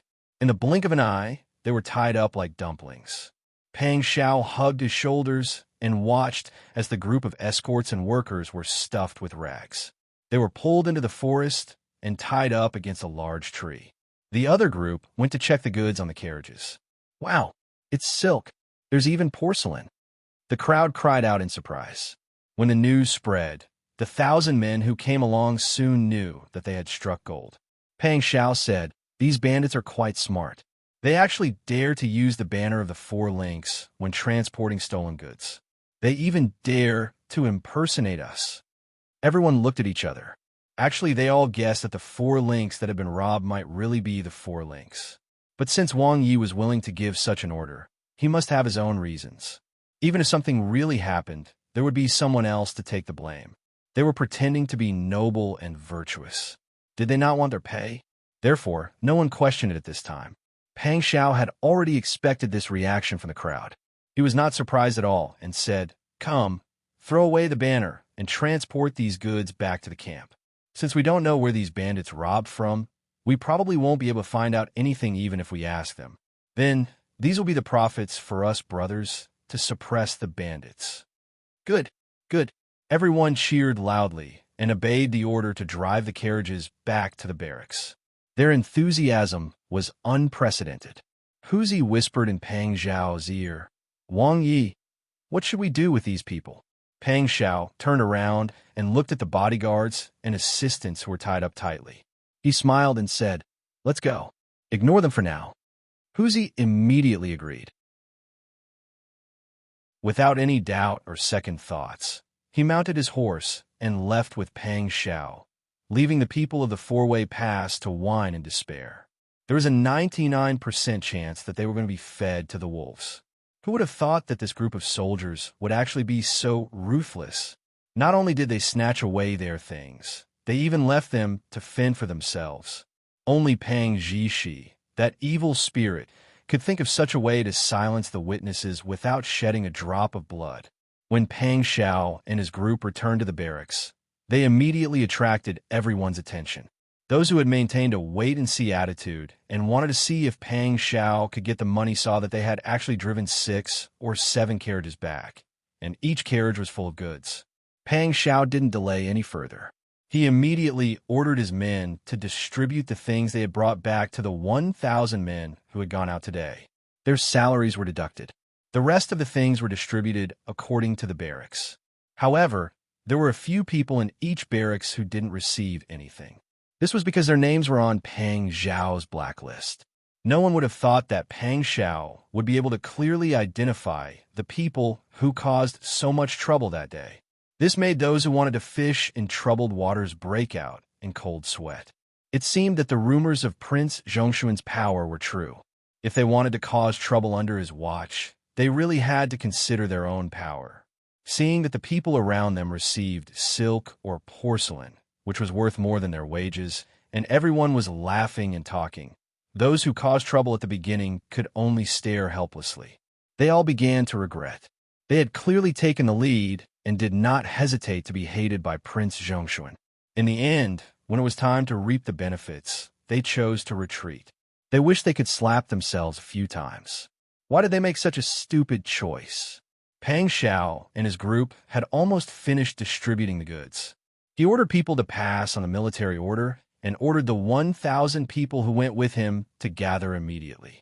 At this time, the sky was already dark, and everyone held torches in their hands. The military field was bright. Pang Xiao slowly walked through the crowd and said loudly, "This king just received a report from the scouts. The bandits kidnapped a large number of civilians. Can our army not do anything about this? No, we can't." Although the people did not understand what Pang Xiao wanted to do, they had already received their pay today. In their hearts, they had already firmly believed in Wang Yi. Therefore, everyone naturally believed what he said. Pang Xiao immediately said, "We are hot-blooded men. If it were not to protect the safety of the people, who would suffer here? Brothers, are you all willing to follow this king to rescue those commoners?" "We are willing to follow Wang Yi," everyone shouted in unison. "Good," Pang Xiao said. "In that case, everyone set off immediately." Yes. The group of people immediately prepared and left the military camp in an aggressive manner. Those soldiers who did not receive their pay and those who did not follow the prince out at the beginning were envious. They wondered how many benefits they would get this time. Pang Xiao led the 1,000 soldiers straight to the small forest where the people were kidnapped. The closer they got, the clearer Huzi's guess became. Seeing that Pang Xiao really reined in his horse outside the small forest, Huzi could not help but ask, "Wang Yi, the civilians we're going to rescue, are they the ones we kidnapped today?" "Yes." Pang Xiao dismounted and answered without hesitation. Huzi was shocked. He stared dumbfoundedly and allowed the night wind to blow on his face. What was Wang Yi trying to do? Even if he wanted to act out a heroic rescue, he should at least be more careful. At least disguise himself when he kidnapped these people, right? Look at what they were wearing when they kidnapped these people, and what they were wearing when they came to rescue them. Were they going to use their glib tongue to accuse a deer of being a horse? However, Huzi was right. Pang Xiao really did plan to do so. He led his men into the forest and released the leaders with his own hands. The warm smile on his face made Pang Xiao's aura seem different. He was a completely different person from the guy who led his men to rob this afternoon. The escort leader of the four-way pass and the shopkeeper who followed the carriage were still confused about the situation. Pang Xiao smiled and said, "Sorry for the fright. This king heard that bandits robbed the four-way pass and kidnapped all of you, so he specially brought his men to rescue you." Pang Xiao looked into the dark forest and smiled. It seems that this king's military prowess has spread far and wide. The bandits have already fled at the sight of him. Fortunately, this king came in time, and none of you were injured. The shopkeeper and the escort leader looked at Pang Xiao with astonishment in their eyes. This person was really thick-skinned. He really dared to say that. They were not blind or stupid. It was clearly this person who led his men to rob their carriage today, but now he was pretending to be a good person. If he wanted to swindle them, he should have at least put on a disguise. The shopkeeper and escort leader were so angry that they almost went mad. However, Pang Zhao's face was full of smiles. He called Hu Zi over and said, "You take some people and personally escort these people home. We should do good deeds to the end and help the Buddha to the west."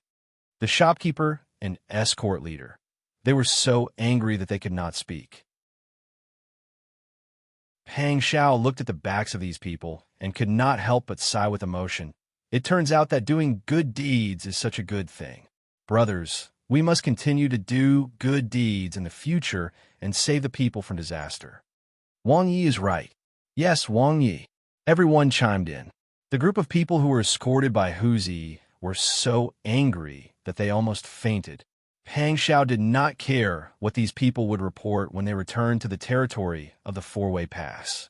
The next day, he took the same 1,000 men from yesterday and left the military camp to suppress the bandits, as usual. They waited by the roadside for several hours before they saw the flag of the four-way pass. Ever since the previous incident, the people of the four-way pass had learned to be shrewd. This time, they brought 3 times as many armed escorts as last time. Moreover, they were on guard the entire way. This was because they did not know where the enemy was hiding. However, these people's vigilance was like a mantis trying to stop a chariot in Pang Zhao's eyes. This time, they effortlessly transported the stolen goods from the bandits back to the military camp.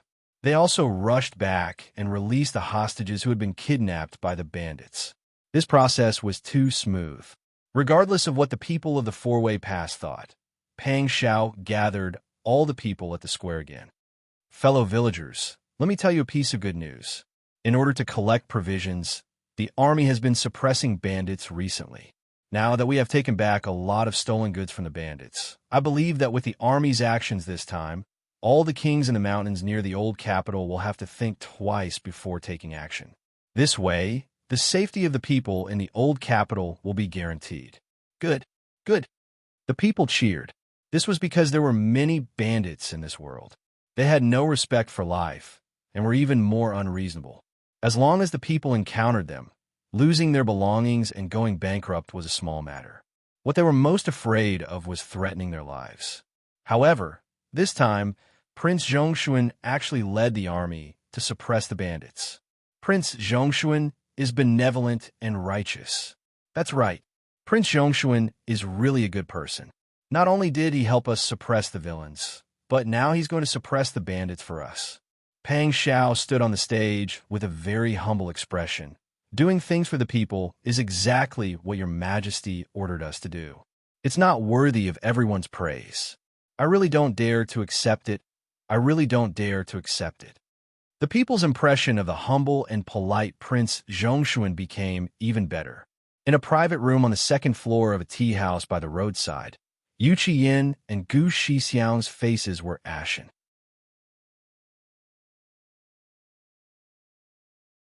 Chapter 709. Gu Shixiang was full of anger, but at this time, another voice floated in his heart and said to him, if the person he assisted had such wisdom, could judge the situation, and had the face to do such a thing, why would he, Gu Shixiang, have to work so hard and even lose his family? Looking at Yu Qiyin, whose face was red with anger, Gu Shixiang felt an indescribable depression in his heart. Yu Qiyan's actions had disappointed him many times, but he had already chosen a path and had sacrificed so much for it. There was no possibility of turning back. If he stopped now, wouldn't it be like what Qin Yining said, that he was only doing it for his own reputation? Gu Shixiang's mind was full of thoughts, but in the blink of an eye. He comforted Yu Qiyin and said, Wang Yi, don't worry too much. To deal with the opponent, no one set the rule that we have to use fair and square methods.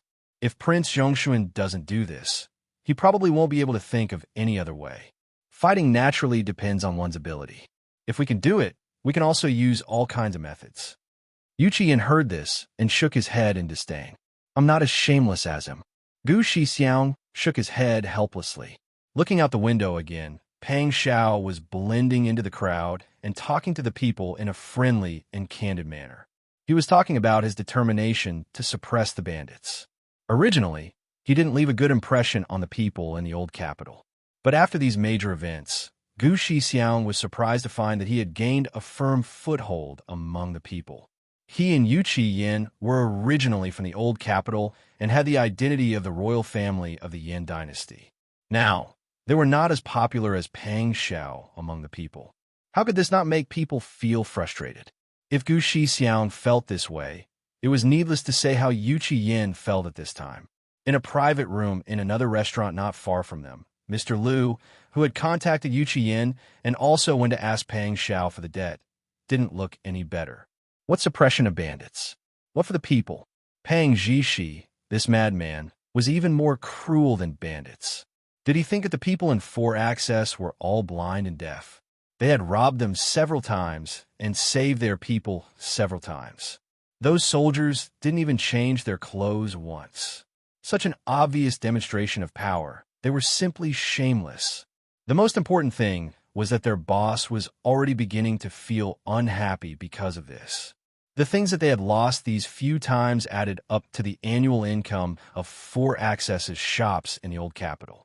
Although this amount of money was only a drop from 9 oxen, who would complain about having more money? What's more, this time, their plan failed and they were targeted by the rogue instead. No matter how many people, they were still was not as good as a tiger, and was of a tiger was a tiger, of a tiger, a pack of a pack, a group of a pack of a wolf. This feeling was not only that he felt vexed, lose. His position was closer to Pang Xiao than Yu Qian and Gu Shixiang, so he could hear Pang Xiao's boasting more clearly. Liu the shopkeeper felt that this was the first time he had seen such a shameless person. He was so angry that his face turned green. After Pang Xiao finished chatting with the people, he jumped onto the high platform and said loudly, "Everyone, don't worry. Our army's suppression of bandits will continue. We don't ask for anything else. We just want to clear out the bandits around us and give everyone peace." Good, good. Wang Yi, good job. Good job, men of the army. The people cheered excitedly. Pang Xiao's bad image had been completely corrected. He didn't give the enemy any reason to be proud. Yu Qian slammed the table and stood up. He said angrily, "What a shameless person." Liu the shopkeeper was also angry, but he was more frightened, because Pang Xiao said that they were going to continue suppressing bandits. It meant that this shameless Wang Yi was going to continue robbing. Could it be that he was counting on robbing to pay the 100,000 soldiers? Then how many goods would they lose? Liu the shopkeeper couldn't wait for Pang Xiao to finish speaking. He immediately left to find the head shopkeeper to think of a countermeasure. Qin Yining, who had seen enough of the commotion in the crowd, ordered the people around her, "Let's drive the carriage to the path Wang Yi must take when he returns." They hadn't seen each other for more than 10 days. Qin Yining thought that she could at least take a look and be satisfied. Bing Tang and Ji Yin looked at each other and couldn't help but laugh. Qin Yining stretched her neck to look at Pang Xiao in the crowd outside the carriage. She couldn't tell who was who in the crowd, but she couldn't help but look for Pang Xiao's figure. The procession left the square and took a detour. They arrived at the road that they had to pass to reach the military camp. They stared for a short while. Then they saw Pang Xiao and a small group of people galloping over. Pang Xiao seemed to have seen Qin Yining's carriage from afar. Before she got close, she ordered the people around her to slow down. When she got close, she shook the reins and jumped down without waiting for the horses to stop. Dark Cloud, with its shiny black fur, seemed to have a mind of its own. It slowed down on its own and slowly walked to the side. "Sister E." Pang Xiao stood by the window. Qin Yining lifted the curtain. Her snow-white fur collar made her fair cheeks look as flawless as jade. When she saw him, her eyes were full of smiles as she teased, "I knew that you must have lived a very fulfilling life during this period of time. How is it? Do you have enough provisions for the army?" As she spoke, Bing Tang and Jian got off the carriage. They curtsied and retreated to the side. Pang Xiao jumped into the carriage and sat next to Qin Yining. He hugged her and kissed her forehead. You're right. However, there are many people in the army. It's not that easy to raise enough money. In any case, these things have solved the urgent problem. It also gave me a chance to stand firm in the old capital. I don't know if Yu Qiyin is so angry that he's about to cry. Qin Yining said with a smile, You're too bad. They've already been sullen enough that their schemes failed time and time again, but you still didn't let them have an easy time. Now you've turned from an evil spirit who could stop children from crying at night into a righteous and good person. I'm sure he won't just cry from anger. He'll be annoyed to death. What's there to be annoyed about? Naturally, he's annoyed that he set up such a good show for you. Qin Yining's long eyelashes fluttered. She was especially witty and quick-witted. Pang Xiao loved to see her frowning and far-sighted appearance when she was racking her brains. It made his heart itch a little. Pang Xiao held her in his arms and took a few deep breaths. Then he said helplessly, AI, no wonder people say that heroes can't resist the charms of a beautiful woman. I really don't have the willpower I had before. Now, I just want to solve the problem at hand as soon as possible and go home. That way, I can see you every day. When I miss you, I can hug and kiss you whenever I want. Now, I just need a wife and children to warm the bed. Everything is complete. This person changed the topic so quickly. Qin Yining was stunned by his words. She blushed and said, We're talking about serious matters. Why do we change the topic? Pang Xiao looked at her blushing face and couldn't help but tease her. Am I not talking about serious matters? Qin Yining rolled her eyes at him speechlessly. Pang Xiao, however, was in an extremely good mood and smiled. He hugged her and gently shook her. All right, don't be angry. I just miss you. Don't worry. Everything is going well with my plan. It won't be long before the shopkeeper of Sidong shop comes to me. It'll also let me see what kind of person he is. How about you? Are you okay at home? What about Brother Zhao and Brother Han? Qin Yining knew Pang Zhao's ability, so she was naturally relieved. When she heard him ask about home, she smiled and said, Everything is fine at home. The two children are being taken care of by the nanny. When I heard that you were going to make an announcement again, I quickly came out to take a look. The weather is still a little cold. I was afraid that the children would catch a cold, so I didn't dare to bring them with me. I know that everything will be fine with you at home. Pang Xiao kissed her cheek again and sighed. I have to go. I can't keep my brothers waiting. Go. Take care of yourself. You must take care of yourself. Pang Xiao held her hand. Don't worry. Take care of yourself. I'll come back to accompany you when I have time. All right. Pang Xiao turned around and nimbly jumped off the carriage. Qin Yining lifted the carriage curtain to look at him. He saw that Pang Xiao had already mounted the horse. Huzi and Pang Zhao's attendants saw Qin Yining's reluctant eyes and couldn't help but shout, Oh, oh. Originally, these people didn't dare to offend Pang Xiao because of his usual dignity. However, after Pang Xiao saw Qin Yining, his entire temperament changed.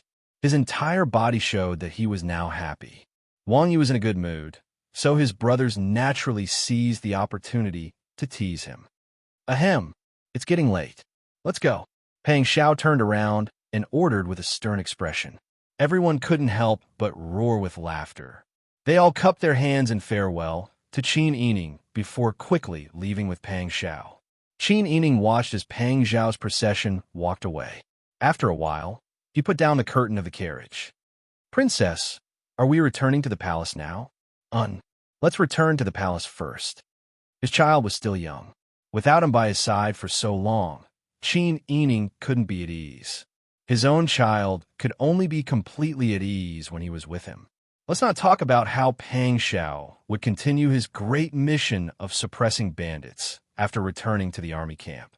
Let's not talk about the true bandits that have been on high alert recently when they heard that the army was going to suppress bandits. Let's talk about how not even 3 days after Qin Yining returned home, third shopkeeper Lu came to find him. Greetings, princess. This lowly one, Lu Das-hun, pays his respects to you.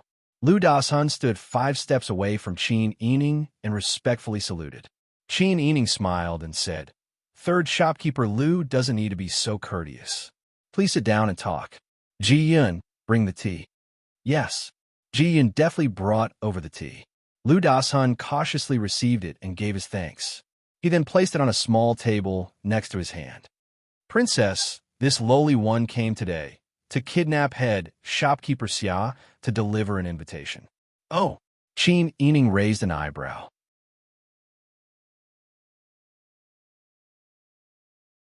Chapter 710. Now, the head shopkeeper Xia wanted to see her. He didn't just come a visitor. What was the point of giving her an invitation? Head shopkeeper Xia did not take her seriously, and Qin Yining had wanted to teach him a lesson a long time ago. It was just that her maternal grandmother's incident happened a few days ago, and the new year had passed, so she did not have time to deal with him. Who would have thought that after such a long time, this head shopkeeper Xia still did not repent? Qin Yining took the invitation from Lu Dasun with both hands. She lowered her eyes and looked at it. A faint smile appeared on her face. Lu Dasun looked at Qin Yining's expression nervously and said, Princess, what did head shopkeeper Xia say? What did he say? Take a look for yourself. Qin Yining casually handed the invitation to Lu Dasun. Lu Dasun received it in fear and trepidation. After looking at it carefully, he could not help but gasp. This head shopkeeper Xia really has a big tone. Princess is the owner, and you are also the noble princess. How could you be a guest at his home? He still has not come to greet you, princess. Qin Yining smiled and said, That's right. Head shopkeeper Xia is really bold. I will have to trouble you to go back and tell him that this king's consort is busy and has no time. Lu Dasun nodded and stood up to salute. Yes, this lowly one will definitely pass on the message. Qin Yining nodded and picked up the tea. Lu Dasun knew that Qin Yining was definitely unhappy, so he naturally did not dare to stay any longer. He immediately saluted and left. After Lu Dasun left, Ji Yun said with righteous indignation, This head shopkeeper Xia is really arrogant. He did not even greet Princess when she visited, yet he still has the nerve to do so. Does he really think that he has a lot of face? Bing Tang also said, This person is so arrogant. He definitely has someone backing him. That's right. Qin Yining was deep in thought and called Jingzhu over. I'll have to trouble you to help me investigate the situation in the manor and see how the refugees I took in are doing now. In addition, focus on finding out who this head shopkeeper Xia has been in close contact with recently, and who gave him the confidence to repeatedly ignore me, his boss. Yes, I'll do it right away. Jingzhu immediately took the order and left to investigate the matter in secret. Qin Yining originally thought that shopkeeper Xia would come to his senses after being rejected by her once. But who would have thought that in less than half a day, head shopkeeper Xia would send another invitation? This time, it was not Lu Dashun who came to run the errand. Clearly, Lu Dashun did not want to get involved in this mess. He was afraid that Qin Yining would mistake him for shopkeeper Xia. Qin Yining read the post and saw that the content was exactly the same as the previous post. Not a single word had been changed. He knew how sincere the post was. After Qin Yining had Han Gu and Zhao Gu, his personality had become much gentler and more magnanimous than before. However, he was still angered by head shopkeeper Xia's various actions. Qin Yining rejected the post, as usual, and instructed Ji Yun, Tell the manservant that if he wants to see this king's consort, head shopkeeper Xia might not even agree to meet this king's consort. Moreover, he doesn't know how to distinguish between status and importance. This king's consort is very busy and has no time to eat his meal. Ji Yin was also filled with righteous indignation. Hearing this, she immediately acknowledged and strode out to pass on the message. Qin Yining sat at a small table. Not long after, he saw Ji Yun enter the room. She walked around the carved screen and arrived in front of Qin Yining. Princess, I've already passed on the message. However, this servant saw that manservant was very arrogant and didn't care about us at all. Perhaps he took after his master. Qin Yining chuckled. His master hugged someone's thigh, so he felt that he could also run amok. Very good. Their actions have allowed me to find something to do. It also saves me from boredom. Ji Yun's mood relaxed a lot. She smiled and said, This servant knew that Princess would have a way to deal with them. She admired Qin Yining the most for being able to deal with anything indifferently. He had never panicked when encountering a difficult problem. Every time, he could face it head-on. In the evening, Qin Yining had just fed the two toddlers when Xiao Lu lifted the curtain and entered. Princess, third shopkeeper Lu requests an audience. I know. Ask him to go to the front hall. I'll be right there. Qin Yining was a bit surprised. It was already this time, yet third shopkeeper Lu suddenly requested an audience. Perhaps there was something important. This time, Lu Dashuan's attitude towards Qin Yining was much more respectful than last time. His tone was even more careful. Princess, this lowly one came today to invite Princess to a place. Qin Yining raised an eyebrow. How had this person learned to invite her out? Seeing that Qin Yining was silent, Lu Dasan hurriedly said, Princess, don't misunderstand. This lowly one doesn't have any other intentions. Today, this lowly one wants to invite Princess to Gue Lin Lu. There is something important that Princess needs to know. When Princess gets there, you will naturally understand this lowly one's intentions. Qin Yining vaguely understood something. He turned around and ordered people to prepare a carriage.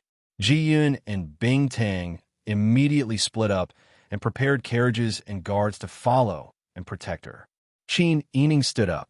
Xiao Lu and Xian Yun had already brought over the cloak she needed to wear when going out, as well as a small brass hand warmer to warm her hands.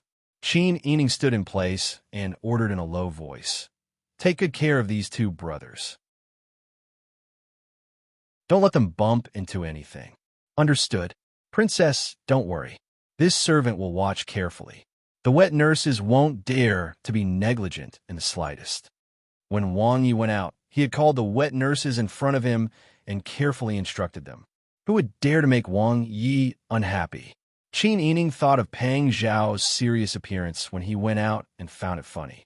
After dressing properly, Qin Yining put on some Jinghu Wei and went out.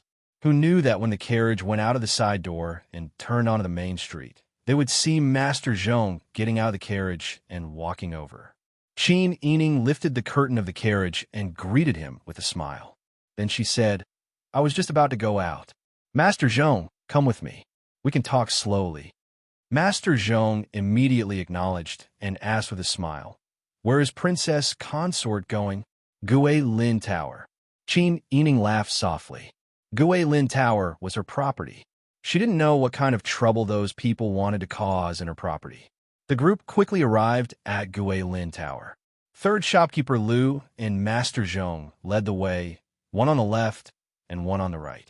Third shopkeeper Lu said a few words to a waiter in a low voice, and then led Qin Yining upstairs to the Xian room. The private rooms here couldn't be called grand. They were just mid-level. The walls were stenciled. If one listened carefully, they could faintly hear the sound of conversation next door. Third shopkeeper Lu lowered his voice and said to Qin Yining, Today, head shopkeeper Xia has invited someone to eat wine next door. The three of them sat down with the guards. Qin Yining happened to hear several people talking loudly next door. Those people seemed to have eaten a lot of wine and were already a bit drunk. One of them said loudly, Come, let's toast ahead shopkeeper Xia. Right now, head shopkeeper Xia has power and business is booming. Brothers, let's drink together.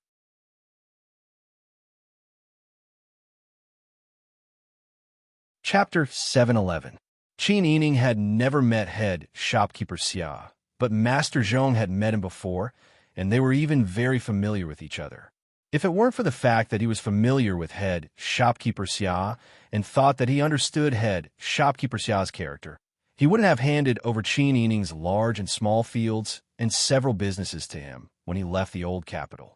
Unfortunately, even someone surnamed Zhong, who had been observing people for half his life, would sometimes make a mistake. How could he have known that head shopkeeper Xia was actually this kind of person?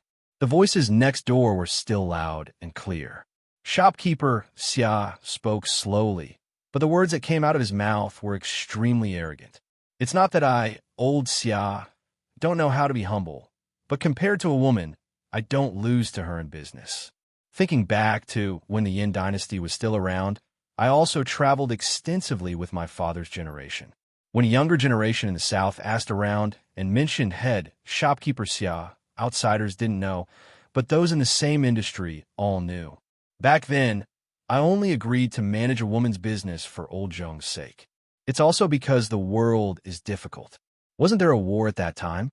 That's right, that's right. Head shopkeeper Xia's reputation has long been known. I've also heard of him and admired him for a long time. Someone echoed.